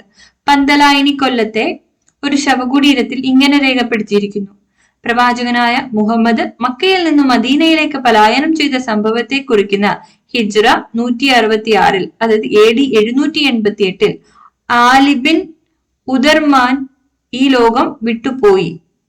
ഇങ്ങനെയാണ് ആ ശവകുടീരത്തിൽ എഴുതിയിരിക്കുന്നത്.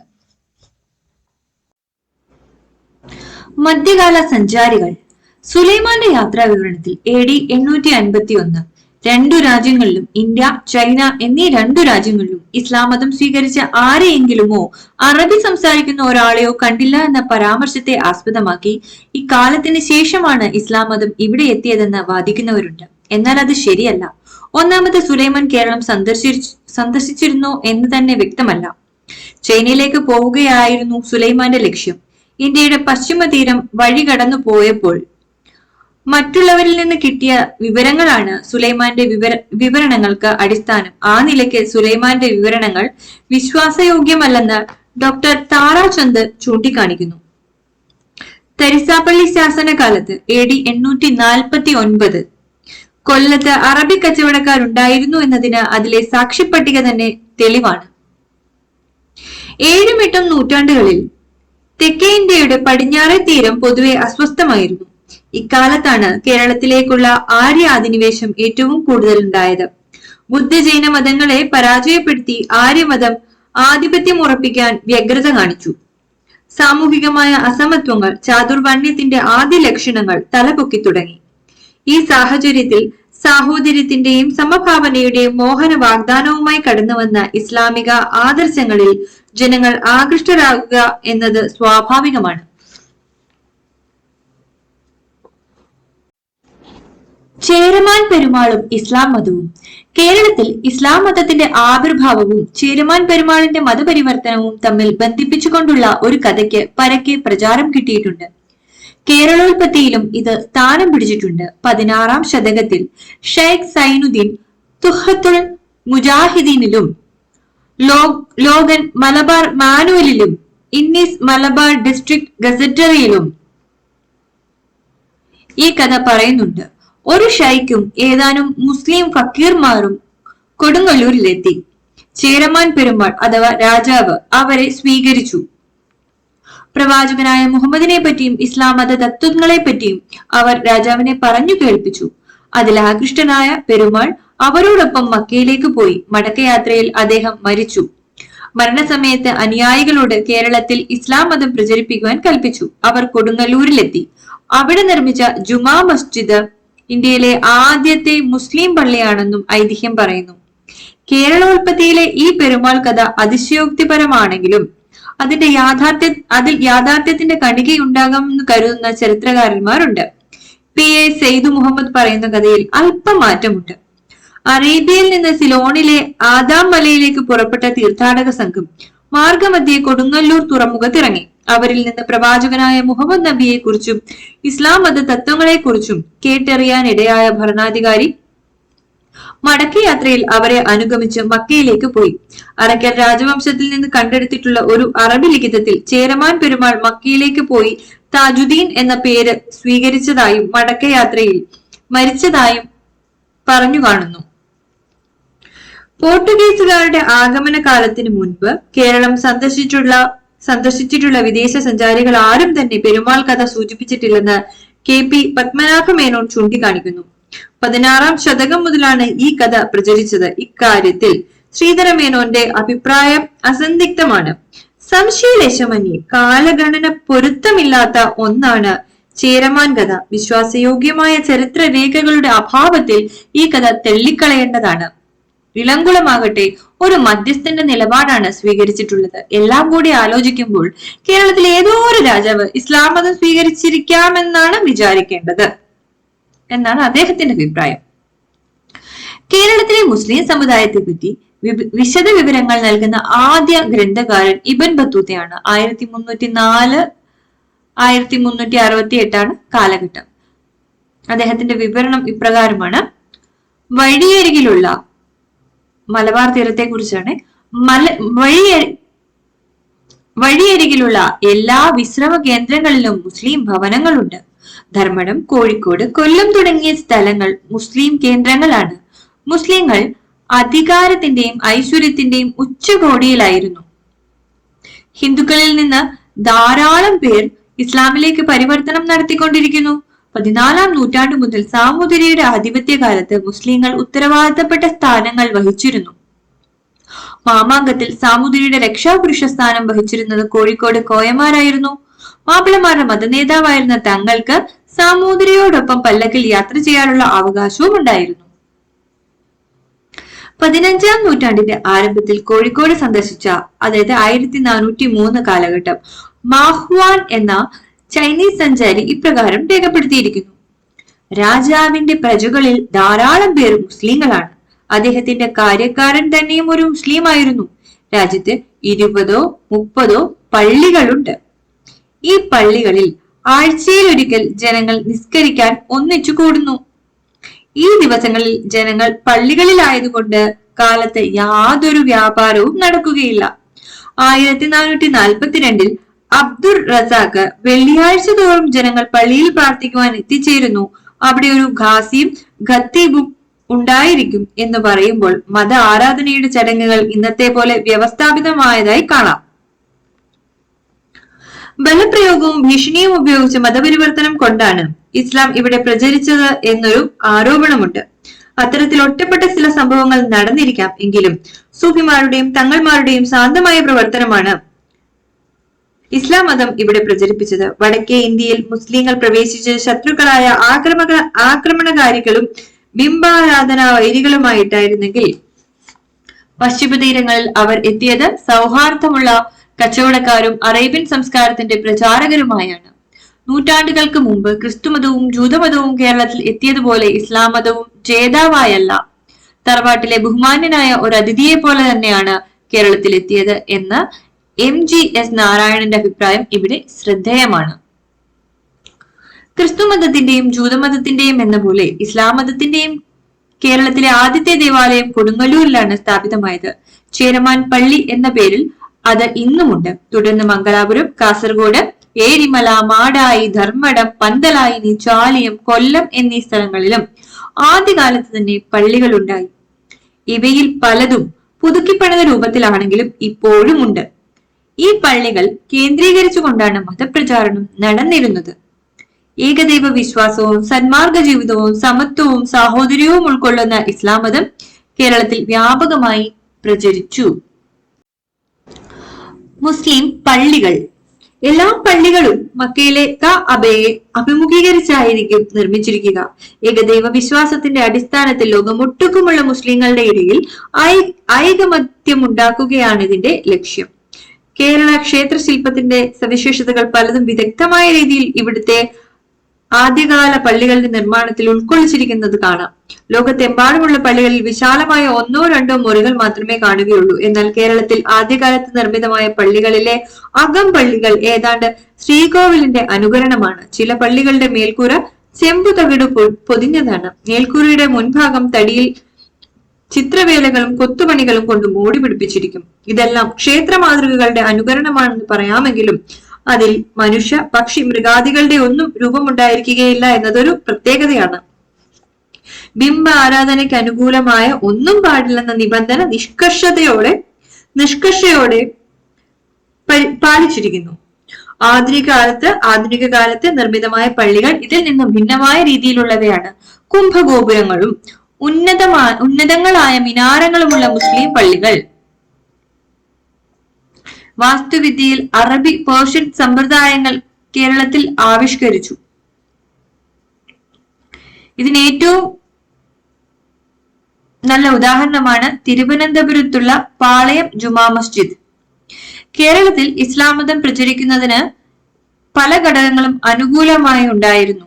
നിലവിലുള്ള സാമൂഹ്യ വ്യവസ്ഥിതിയുടെ സമ്മർദ്ദം മൂലം ധാരാളം ജനങ്ങൾ സ്വമേധയാ പുതിയ മതം സ്വീകരിച്ചിട്ടുണ്ടെന്ന പ്രൊഫസർ ഹുമയൂൺ കബീറിന്റെ അഭിപ്രായവും വർഗവ്യത്യാസത്തിന്റെ അഭാവമാണ് ഇസ്ലാമിന്റെ യഥാർത്ഥ ശക്തിയെന്നും അതാണ് ഹിന്ദുക്കളിൽ നിന്ന് നിരവധി പരിവർത്തകരെ നേടിക്കൊടുത്തതെന്ന പ്രൊഫസർ ആർണോൾഡിന്റെ അഭിപ്രായവും ചേർത്തു പിടിച്ചു നോക്കിയാൽ കേരളത്തിലെ ഇസ്ലാം മത പ്രചാരണത്തിന്റെ തെളിച്ചമുള്ള ഒരു ചിത്രം ലഭിക്കും. ഭരണകർത്താക്കളുടെ പ്രോത്സാഹനവും തീർച്ചയായും നിർണായകമായ ഒരു ഘടകമായിരുന്നു. ഉത്തര കേരളത്തെ സംബന്ധിച്ചിടത്തോളം ഇത് ഏറെ പരമാർത്ഥമാണ്. കോഴിക്കോട് സാമൂതിരിമാർ മുസ്ലിം സമുദായവുമായി മൈത്രിയിലായിരുന്നു. മുസ്ലിങ്ങളാകാൻ താഴ്ന്ന ജാതിക്കാരെ അവർ പ്രേരിപ്പിച്ചു. നാവിക സൈന്യത്തിൽ വേണ്ടത്ര ആളെ കിട്ടുന്നതിനു വേണ്ടിയായിരുന്നു ഇത്. സാമൂതിരിയെ ഒരു പ്രബല ശക്തിയാക്കി ഉയർത്തുകയും പോർട്ടുഗീസുകാരും കൊച്ചിയുമായുള്ള ഏറ്റുമുട്ടലിൽ ഫലപ്രദമായി ചെറുത്തു നിൽക്കാൻ സാമൂതിരിയെ പ്രാപ്തമാക്കുകയും ചെയ്തത് കുഞ്ഞാലി മരയ്ക്കാരുടെ നേതൃത്വത്തിലുള്ള നാവിക സൈന്യമായിരുന്നു. അവരുടെ ഈ മഹത്തായ സേവനത്തെ സാമൂതിരി യഥോചിതം മാനിക്കുകയും ചെയ്തിരുന്നു. 16-ാം ശതകത്തിന്റെ ആരംഭം മുതൽ പാശ്ചാത്യ ശക്തികളുടെ വരവോടെ മുസ്ലിങ്ങൾക്ക് പലതരത്തിലുമുള്ള കഷ്ടനഷ്ടങ്ങളും അനുഭവിക്കേണ്ടി വന്നു. പോർട്ടുഗീസുകാരുമായുള്ള ഏറ്റുമുട്ടലിനെ തുടർന്ന് സമുദ്ര വാണിജ്യത്തിൽ അറബികൾക്കുണ്ടായിരുന്ന ആധിപത്യം നഷ്ടമായി. ഹൈദരാലിയുടെയും ടിപ്പുവിന്റെയും കാലത്ത് മുസ്ലിങ്ങളുടെ ദുരിതത്തിന് കുറച്ചൊരു ശമനമുണ്ടായി. 20-ാം നൂറ്റാണ്ടിന്റെ ആദ്യപാദം മലബാറിലെ മുസ്ലിങ്ങളെ സംബന്ധിച്ചിടത്തോളം ദുരിതപൂർണമായിരുന്നു. മതത്തിന്റെ പരിവേഷം ആരോപിക്കപ്പെട്ട മലബാർ കലാപം അഥവാ മാപ്പിള ലഹളയായിരുന്നു അതിന് കാരണം. മലബാർ കലാപവും ബ്രിട്ടീഷ് ഭരണകൂടം അതിനെ നേരിട്ട രീതിയും മുസ്ലിങ്ങളുടെ പുരോഗതി മന്ദഗതിയിലാക്കി. 1930-40 കാലങ്ങളിൽ മുസ്ലിം സമുദായത്തെ സംഘടിപ്പിച്ച് ശക്തിപ്പെടുത്തുന്നതിനുള്ള ശ്രമങ്ങൾ പല ഭാഗത്തു നിന്നും ഉണ്ടായി. സമുദായത്തിന്റെ സാമ്പത്തിക, സാമൂഹിക, രാഷ്ട്രീയ പുരോഗതി ലക്ഷ്യമാക്കിയിട്ടുള്ള നിരവധി പ്രസ്ഥാനങ്ങളും സംഘടനകളും ഇക്കാലത്തുണ്ടായി. രാഷ്ട്രീയ സംഘടന എന്ന നിലയിൽ പ്രമുഖമായത് മുസ്ലിം ലീഗ് തന്നെയാണ്. അബ്ദുൽ സത്താർ സേട്ട്, സീതി സാഹിബ്, പോക്കർ സാഹിബ്, മാമുക്കേയി തുടങ്ങിയവർ ഇതിന്റെ ആദ്യകാല മുൻനിര നേതാക്കളാണ്. മുസ്ലിം സമുദായത്തെ സംഘടിപ്പിച്ച് ശക്തമാക്കുന്നതിൽ മുസ്ലിം ലീഗ് നിർണായക പങ്ക് വഹിച്ചിട്ടുണ്ട്. കണ്ണൂർ, തലശ്ശേരി, കോഴിക്കോട് ഭാഗങ്ങളിലാണ് ലീഗ് ആദ്യകാലത്ത് പ്രവർത്തനം കേന്ദ്രീകരിച്ചത്. പിന്നീട് മലബാറിലെ മറ്റെല്ലാ ജില്ലകളിലേക്കും കൊച്ചി, തിരുവിതാംകൂർ മേഖലയിലേക്കും വ്യാപിച്ചു. മലപ്പുറം ജില്ല രൂപീകരിച്ചതു മുതൽ അത് മുസ്ലിം ഭൂരിപക്ഷ ജില്ലയായി തുടരുന്നു. മുസ്ലിം ലീഗ് രൂപം കൊണ്ടതു മുതൽ മലബാറിലെ പ്രബല രാഷ്ട്രീയ ശക്തിയാണ്. ഇടയ്ക്ക് രാഷ്ട്രീയത്തിൽ നിന്ന് വിട്ടുനിന്ന അല്പകാലം ഒഴിച്ചാൽ മുസ്ലിം ലീഗിന്റെ നിലപാട് എന്നും നിർണായകമായിരുന്നു. കേരള സംസ്ഥാനം രൂപം കൊണ്ടതിന് ശേഷം മാറി മാറി വന്ന ജനകീയ സർക്കാരുകളിൽ ഭരണപക്ഷത്തായാലും പ്രതിപക്ഷത്തായാലും ശക്തമായ രാഷ്ട്രീയ സമ്മർദ്ദം ചെലുത്താൻ ലീഗിന് കഴിഞ്ഞിട്ടുണ്ട്. ഇടക്കാലത്ത് കേരളത്തിലെ മുസ്ലിം ലീഗിൽ രാഷ്ട്രീയമായ ചേരിതിരിവുണ്ടായപ്പോഴും സാമുദായികമായ പ്രശ്നങ്ങളിൽ കെട്ടുറപ്പോടെ നിലയുറപ്പിച്ചു. മുസ്ലിം ലീഗിന്റെ മുഖപത്രം എന്ന നിലയിൽ 1934 ആരംഭിച്ച ചന്ദ്രിക സമുദായത്തിന്റെ ബഹുമുഖ വളർച്ചയ്ക്കും വികാസത്തിനും ഊന്നൽ നൽകി. മുസ്ലിം സമുദായം കാർഷിക, വ്യാവസായിക രംഗങ്ങളിൽ പ്രകടമായ മുന്നേറ്റം നടത്തിയിട്ടുണ്ട്. MESന്റെ നേതൃത്വത്തിൽ പ്രവർത്തിക്കുന്ന സ്കൂളുകളും കോളേജുകളും സാങ്കേതിക വിദ്യാഭ്യാസ സ്ഥാപനങ്ങളും കേരളത്തിന്റെ വിദ്യാഭ്യാസ പുരോഗതിയിൽ ശ്രദ്ധേയമായ പങ്കുവഹിച്ചിട്ടുണ്ട്. കേരളത്തിലുടനീളം സ്ഥാപിതമായിരിക്കുന്ന യത്തീം ഖാനകളും മദ്രസകളും ഇസ്ലാം മതത്തിന്റെയും അറബി ഭാഷയുടെയും ബോധനം നിർവഹിക്കുന്നു. ഭരണഘടന അനുശാസിക്കുന്ന നിയമങ്ങൾക്ക് വിധേയമായി പ്രവർത്തിക്കുന്ന വഖഫ് ബോർഡാണ് ഇസ്ലാം മത സ്ഥാപനങ്ങളുടെയും അവയുടെ സ്വത്തുക്കളുടെയും ഭരണവും മേൽനോട്ടവും നിർവഹിക്കുന്നത്. മലയാള പദ്യ സാഹിത്യത്തിലെ ഒരു പ്രബല ശാഖയായ മാപ്പിളപ്പാട്ടും സംഘനൃത്തമായ ഒപ്പനയും മുസ്ലിം സമുദായം കേരളത്തിന്റെ സാംസ്കാരിക പൈതൃകത്തിന് നൽകിയ സവിശേഷ സംഭാവനയാണ്. മാപ്പിളപ്പാട്ട് ക്രിസ്തുവിന് നൂറ്റാണ്ടുകൾക്ക് മുൻപ് തന്നെ അറബികളും കേരളവുമായുള്ള വാണിജ്യബന്ധം നിലവിലിരുന്നു. മുഹമ്മദ് നബിയുടെ കാലത്ത് കച്ചവടത്തിനായി കേരളത്തിൽ എത്തിച്ചേർന്ന അറബികൾ ഇവിടെ ഇസ്ലാം മത സംസ്കാരത്തിന് വിത്തുപാകി. കേരളത്തിലെ ഭരണാധികാരികൾ ഇസ്ലാം മത പ്രചാരണത്തിന് പൂർണ്ണ സ്വാതന്ത്ര്യം അനുവദിച്ചു. നാട്ടുപ്രമാണിമാർ തങ്ങളുടെ പെൺകുട്ടികളെ ധനാഢ്യരായ അറബി വ്യാപാരികൾക്ക് വിവാഹം ചെയ്തു കൊടുത്തു. അവരെ പുതിയാപ്പിള എന്ന് വിളിച്ചു. മതപരമായ ആശയങ്ങൾ പുതുവിശ്വാസികളെ പഠിപ്പിക്കുവാൻ ഒരു ലിപി ആവശ്യമായി വന്നപ്പോൾ മുസ്ലിം മത പണ്ഡിതന്മാർ തദ്ദേശീയമായ വാമൊഴികൾക്ക് അറബി ഭാഷ അക്ഷരങ്ങളിൽ ചില ചിഹ്നങ്ങൾ നൽകി പുതിയ അക്ഷരമാല ആവിഷ്കരിച്ചു. ഇങ്ങനെ രൂപപ്പെടുത്തിയതാണ് അറബി മലയാള ലിപി. അറബി മലയാള ലിപി ഉപയോഗിച്ച് കേരളത്തിലെ മുസ്ലിങ്ങൾ തങ്ങളുടെ വികാരങ്ങളും ആശയാഭിലാഷങ്ങളും പ്രകടിപ്പിക്കുവാൻ തുടങ്ങിയതോടെ അറബി മലയാള സാഹിത്യം ആവിർഭവിച്ചു. അറബി മലയാള സാഹിത്യത്തിലെ പദ്യ വിഭാഗമാണ് മാപ്പിളപ്പാട്ട്. മലയാളത്തിലെ ഏറ്റവും വിപുലമായ ഒരു ഗാനശാഖയാണിത്. സ്വന്തമായ താളക്രമവും വൃത്ത നിബന്ധനയും പാലിച്ച് മലബാർ മുസ്ലിങ്ങളുടെ മൊഴിയിലും അവരുടെ സങ്കല്പങ്ങളിലും ഊന്നി നിൽക്കുന്ന ഭാഷയിൽ രചിക്കപ്പെട്ട പദ്യകൃതികളാണ് മാപ്പിളപ്പാട്ടുകൾ. മാപ്പിളമാരുടെ തനതായ സംസ്കാരവും ആചാര സമ്പ്രദായങ്ങളും സംസാര ശൈലിയും എല്ലാം ഒപ്പിയെടുത്ത സാഹിത്യശാഖയാണ് മാപ്പിളപ്പാട്ടുകൾ. അത് താളപ്രധാനവും പ്രാസനിബന്ധവുമാണ്. അതിലെ ഭാഷയിലും ശൈലിയിലും മാപ്പിളത്തം മുറ്റി നിൽക്കുന്നു. മാപ്പിളപ്പാട്ടിന്റെ ജീവൻ ഗാനാത്മകതയാണ്. ഈ ഗാനാത്മകതയുടെ അടിത്തറ ഇശലുകളും, അതായത് ഈണവും രീതിയും പ്രാസനിബന്ധനകളുമാണ്.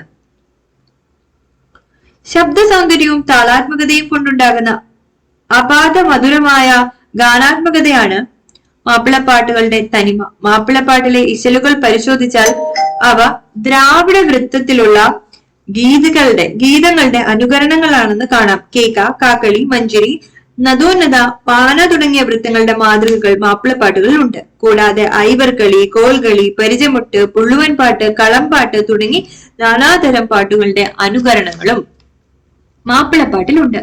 ഇവയ്ക്ക് പുറമെ അറബി കവിതകളോടും അവയ്ക്കു ചില സമാനതകളുണ്ട്. മാപ്പിളപ്പാട്ടുകൾ മറ്റു ഗാനരീതികളോട് സാദൃശ്യമുള്ളതാണെങ്കിലും അതിന് തനതായ ഒരു ഈണമുണ്ട്. ഒരേ വൃത്തമാണെങ്കിലും അതിന്റെ ഈണത്തിന് മാറ്റമുണ്ടാകും. മാപ്പിളമാരുടെ വാമൊഴിയിൽ അറബിക്, പേർഷ്യൻ, ഉർദു, തമിഴ്, തെലുങ്ക് തുടങ്ങിയ അന്യഭാഷാ പദങ്ങളുടെ സ്വാധീനം പ്രകടമാണ്. അതുകൊണ്ട് തന്നെ മാപ്പിളപ്പാട്ടിലെ ഭാഷ ഒരു സങ്കര ഭാഷയാണ്. മലയാള ഭാഷയോട് ഇഴുകിച്ചേർന്നുകൊണ്ട് തന്നെ മാപ്പിളപ്പാട്ടിലെ ഈ സങ്കര ഭാഷ ഉരുത്തിരിഞ്ഞു. അന്യഭാഷാ പദങ്ങളുടെ അതിപ്രസരം കൊണ്ടുണ്ടായ ദുർഗ്രഹത ഒഴിവാക്കി സാധാരണക്കാരുടെ ഇടയിൽ പ്രചരിപ്പിക്കാനും ആസ്വാദകരെ ആകർഷിക്കുവാനും വേണ്ടി പള്ളിയങ്കണങ്ങളിലും പുതുസ്ഥലങ്ങളിലും വെച്ച് പടപ്പാട്ടുകൾ, കിസ്സുപാട്ടുകൾ തുടങ്ങിയവ കഥാപ്രസംഗ രൂപേണ പാടിപ്പറയുന്ന ഒരു സമ്പ്രദായം ആദ്യകാലത്തുണ്ടായിരുന്നത് പിന്നീട് നിന്നു പോവുകയാണ് ഉണ്ടായത്. അറബി മലയാള സാഹിത്യത്തിലെ ഗാനശാഖയുടെ പ്രമേയം മത ആചാരങ്ങളും അനുഷ്ഠാനങ്ങളും ഇസ്ലാമിക ചരിത്രവും മഹാത്മാക്കളുടെ അപദാനങ്ങളും ഒക്കെയാണ്. ധാരാളം മാപ്പിളപ്പാട്ടുകൾ പല ഘട്ടങ്ങളിലായി രചിക്കപ്പെട്ടിട്ടുണ്ട്. ഇവ സബീന പാട്ടുകൾ എന്ന പേരിലാണ് ആദ്യകാലത്ത് അറിയപ്പെട്ടിരുന്നത്. ആ പ്രസ്ഥാനം മാപ്പിളപ്പാട്ടുകൾ എന്ന് വിളിക്കപ്പെട്ടത് താരതമ്യേന അടുത്ത കാലത്താണ്.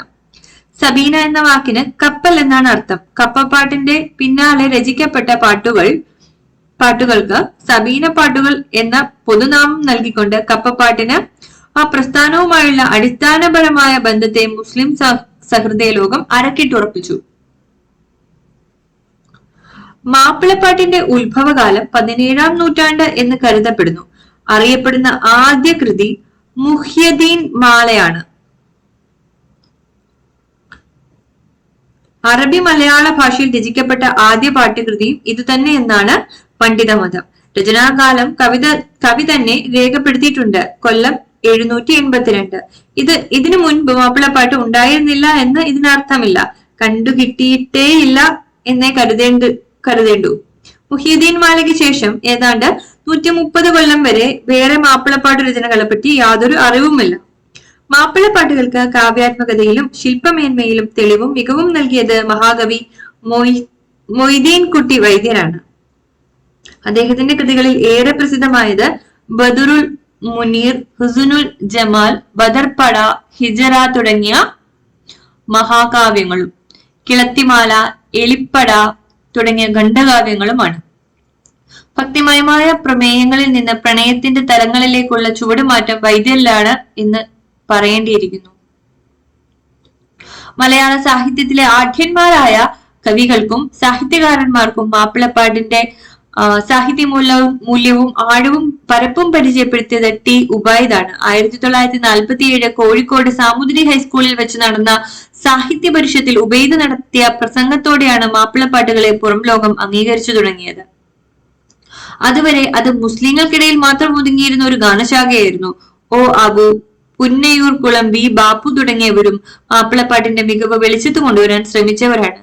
1957 ശേഷം മാപ്പിള ഗാനങ്ങളുടെ അവതരണത്തിന് വൻപിച്ച മാറ്റങ്ങൾ ഉണ്ടായി. മാപ്പിളപ്പാട്ടുകൾ അവതരിപ്പിക്കുന്നതിനായി പ്രത്യേകം ഗായക സംഘങ്ങൾ പിറവികൊണ്ടു. പണ്ട് നിലവിലിരുന്ന വട്ടപ്പാട്ടുകൾക്ക് പകരം സംഗീത ഉപകരണങ്ങളുടെ അകമ്പടിയോടെ ഉയർത്തിക്കെട്ടിയ രംഗവേദികളുടെയും തിരശീലയുടെയും വൈദ്യുതി ദീപങ്ങളുടെയും ഉച്ചഭാഷണികളുടെയും സഹായത്തോടെയുള്ള മാപ്പിള ഗാനമേളകൾ സ്ഥാനം പിടിച്ചു. അതിനായി പ്രൊഫഷണൽ ഗാനസംഘങ്ങൾ ഉണ്ടായി. മാപ്പിളപ്പാട്ടിനെ കൂടുതൽ കലാസുഭഗമാക്കുന്ന കാര്യത്തിൽ ജനാധിപത്യവൽക്കരിക്കുന്നതിലും ശ്രീ വി എം കുട്ടി മുഖ്യ പങ്ക് വഹിച്ചു. യുവജനോത്സവങ്ങളിൽ ഒരു മത്സര ഇനമായതോടെ കേരളം മുഴുവൻ വർദ്ധിച്ച പ്രചാരം നേടി. ഒപ്പന മലബാറിലെ മുസ്ലിങ്ങളുടെ ഇടയിൽ വളരെയേറെ പ്രചാരം ഉള്ള ഒരു കലാരൂപമാണ് ഒപ്പന. ഈ കലാരൂപത്തിന്റെ ആവിർഭാവം എന്ന്, പേരെങ്ങനെ ഉണ്ടായി തുടങ്ങിയ കാര്യങ്ങൾക്ക് വ്യക്തമായ തെളിവുകളില്ല. മാപ്പിളപ്പാട്ടിലെ കൈമുട്ടി പാട്ടുകളാണ് ഇന്നത്തെ ഒപ്പനയായി രൂപാന്തരപ്പെട്ടത്. ഒപ്പന എന്ന കലാരൂപത്തിന് ഈ പേർ സിദ്ധിച്ചത് 1945 ശേഷമാണ്. അതിനു മുൻപ് കല്യാണപ്പാട്ടുകാർ, കൈമുട്ടിപ്പാട്ടുകാർ, വട്ടപ്പാട്ടുകാർ എന്നൊക്കെയാണ് പാട്ടു സംഘക്കാരെ പറഞ്ഞിരുന്നത്. പാന എന്നാൽ പാട്ട് എന്നർത്ഥം. ഒപ്പിച്ചിരുന്ന് പാടുന്ന പാട്ടായതിനാൽ ഒപ്പപ്പാനയും ക്രമേണ അത് ലോപിച്ച് ഒപ്പനയും ആയി എന്ന് അനുമാനിക്കാം. വിവാഹം, മുടികളച്ചിൽ, വാർക്കക്കല്യാണം തുടങ്ങിയ ആഘോഷ അവസരങ്ങളിൽ ഒപ്പന സംഘക്കാർ വട്ടം ചേർന്ന് നിന്നോ ഇരുന്നോ കൈമുട്ടി പാടുന്നതാണ് ഇതിന്റെ രീതി. ആണുങ്ങൾക്കും പെണ്ണുങ്ങൾക്കും പ്രത്യേകം പാട്ട് സംഘങ്ങളുണ്ട്. ആണുങ്ങൾ വീടിന്റെ പുറത്തളത്തിലും പെണ്ണുങ്ങൾ അകത്തളത്തിലും ഇരുന്ന് പാടുന്നു. വിവാഹത്തിന്റെ തലേനാൾ രാത്രിയിൽ വധുവിനെ മൈലാഞ്ചി അണിയിക്കുക എന്നൊരു ചടങ്ങ് മലബാറിലെ മുസ്ലിങ്ങളുടെ ഇടയിൽ ഇന്നുമുണ്ട്. പുതുപ്പെണ്ണിനെ ചമയിച്ചൊരുക്കി അടുത്ത ബന്ധുക്കൾ മൈലാഞ്ചി അണിയിക്കും. ഈ സന്ദർഭത്തിൽ പെണ്ണിന് ചുറ്റുമിരുന്ന സ്ത്രീകൾ കൈകൊട്ടി പാടുന്ന പാട്ടിന് മൈലാഞ്ചി പാട്ടെന്ന പ്രത്യേകം ഒരു പേര് തന്നെയുണ്ട്. ഇതും ഒപ്പനയുടെ ഭാഗം തന്നെയാണ്. സംഘനേതാവ് മുൻപോട്ട് പാടിക്കൊടുക്കും. പിൻപാട്ടുകാർ താളത്തിന് കൈകൊട്ടി അത് ഏറ്റുപാടും. പതിഞ്ഞ താളത്തിൽ ആരംഭിച്ച ക്രമത്തിൽ ഗതിവേഗമേറെ താളം മുറുകി വരും. ഇതാണ് പൊതുവെയുള്ള അവതരണ രീതി.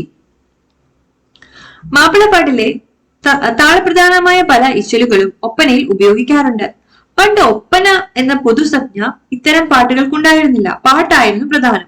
സംഗീതോപകരണങ്ങളൊന്നും ഉപയോഗിച്ചിരുന്നുമില്ല. സിനിമകളിലും, അതായത് കുട്ടിക്കുപ്പായം, സുബൈദ, കണ്ടംപിച്ച ഹോട്ട് തുടങ്ങിയ സിനിമകളിലും പൊതുവേദികളിലും അവതരിപ്പിച്ചതോടെ ഒപ്പനയുടെ രൂപവും ഭാവവും മാറി.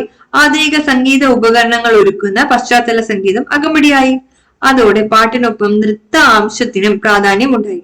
അങ്ങനെ ഒപ്പന ഒരു ദൃശ്യ ശ്രാവ്യ കലാരൂപമായി. മലബാറിലെ മുസ്ലിം ഭവനങ്ങളുടെ അകത്തളങ്ങളിൽ ഒതുങ്ങി നിന്നിരുന്ന വട്ടപ്പാട്ടും കൈമുട്ടിപ്പാട്ടും ഒപ്പനയായി പൊതുവേദികളിൽ ദൃശ്യ ശ്രവ്യ കലാരൂപമായി അവതരിപ്പിച്ചു തുടങ്ങിയതോടെ ഈ കലാരൂപത്തിന് ആസ്വാദകരേറി. അതോടെ ഒപ്പനയുടെ പ്രൊഫഷണൽ സംഘങ്ങൾ ഉണ്ടായി. യുവജനോത്സവങ്ങളിൽ ഒരു മത്സര ഇനമായതോടെ കേരളമൊട്ടുക്കും ജനശ്രദ്ധ പിടിച്ചുപറ്റുന്ന ഒരു ജനകീയ കലാരൂപമായി വളർന്നു. ഈ അധ്യായം ഇവിടെ അവസാനിച്ചിരിക്കുന്നു. നന്ദി.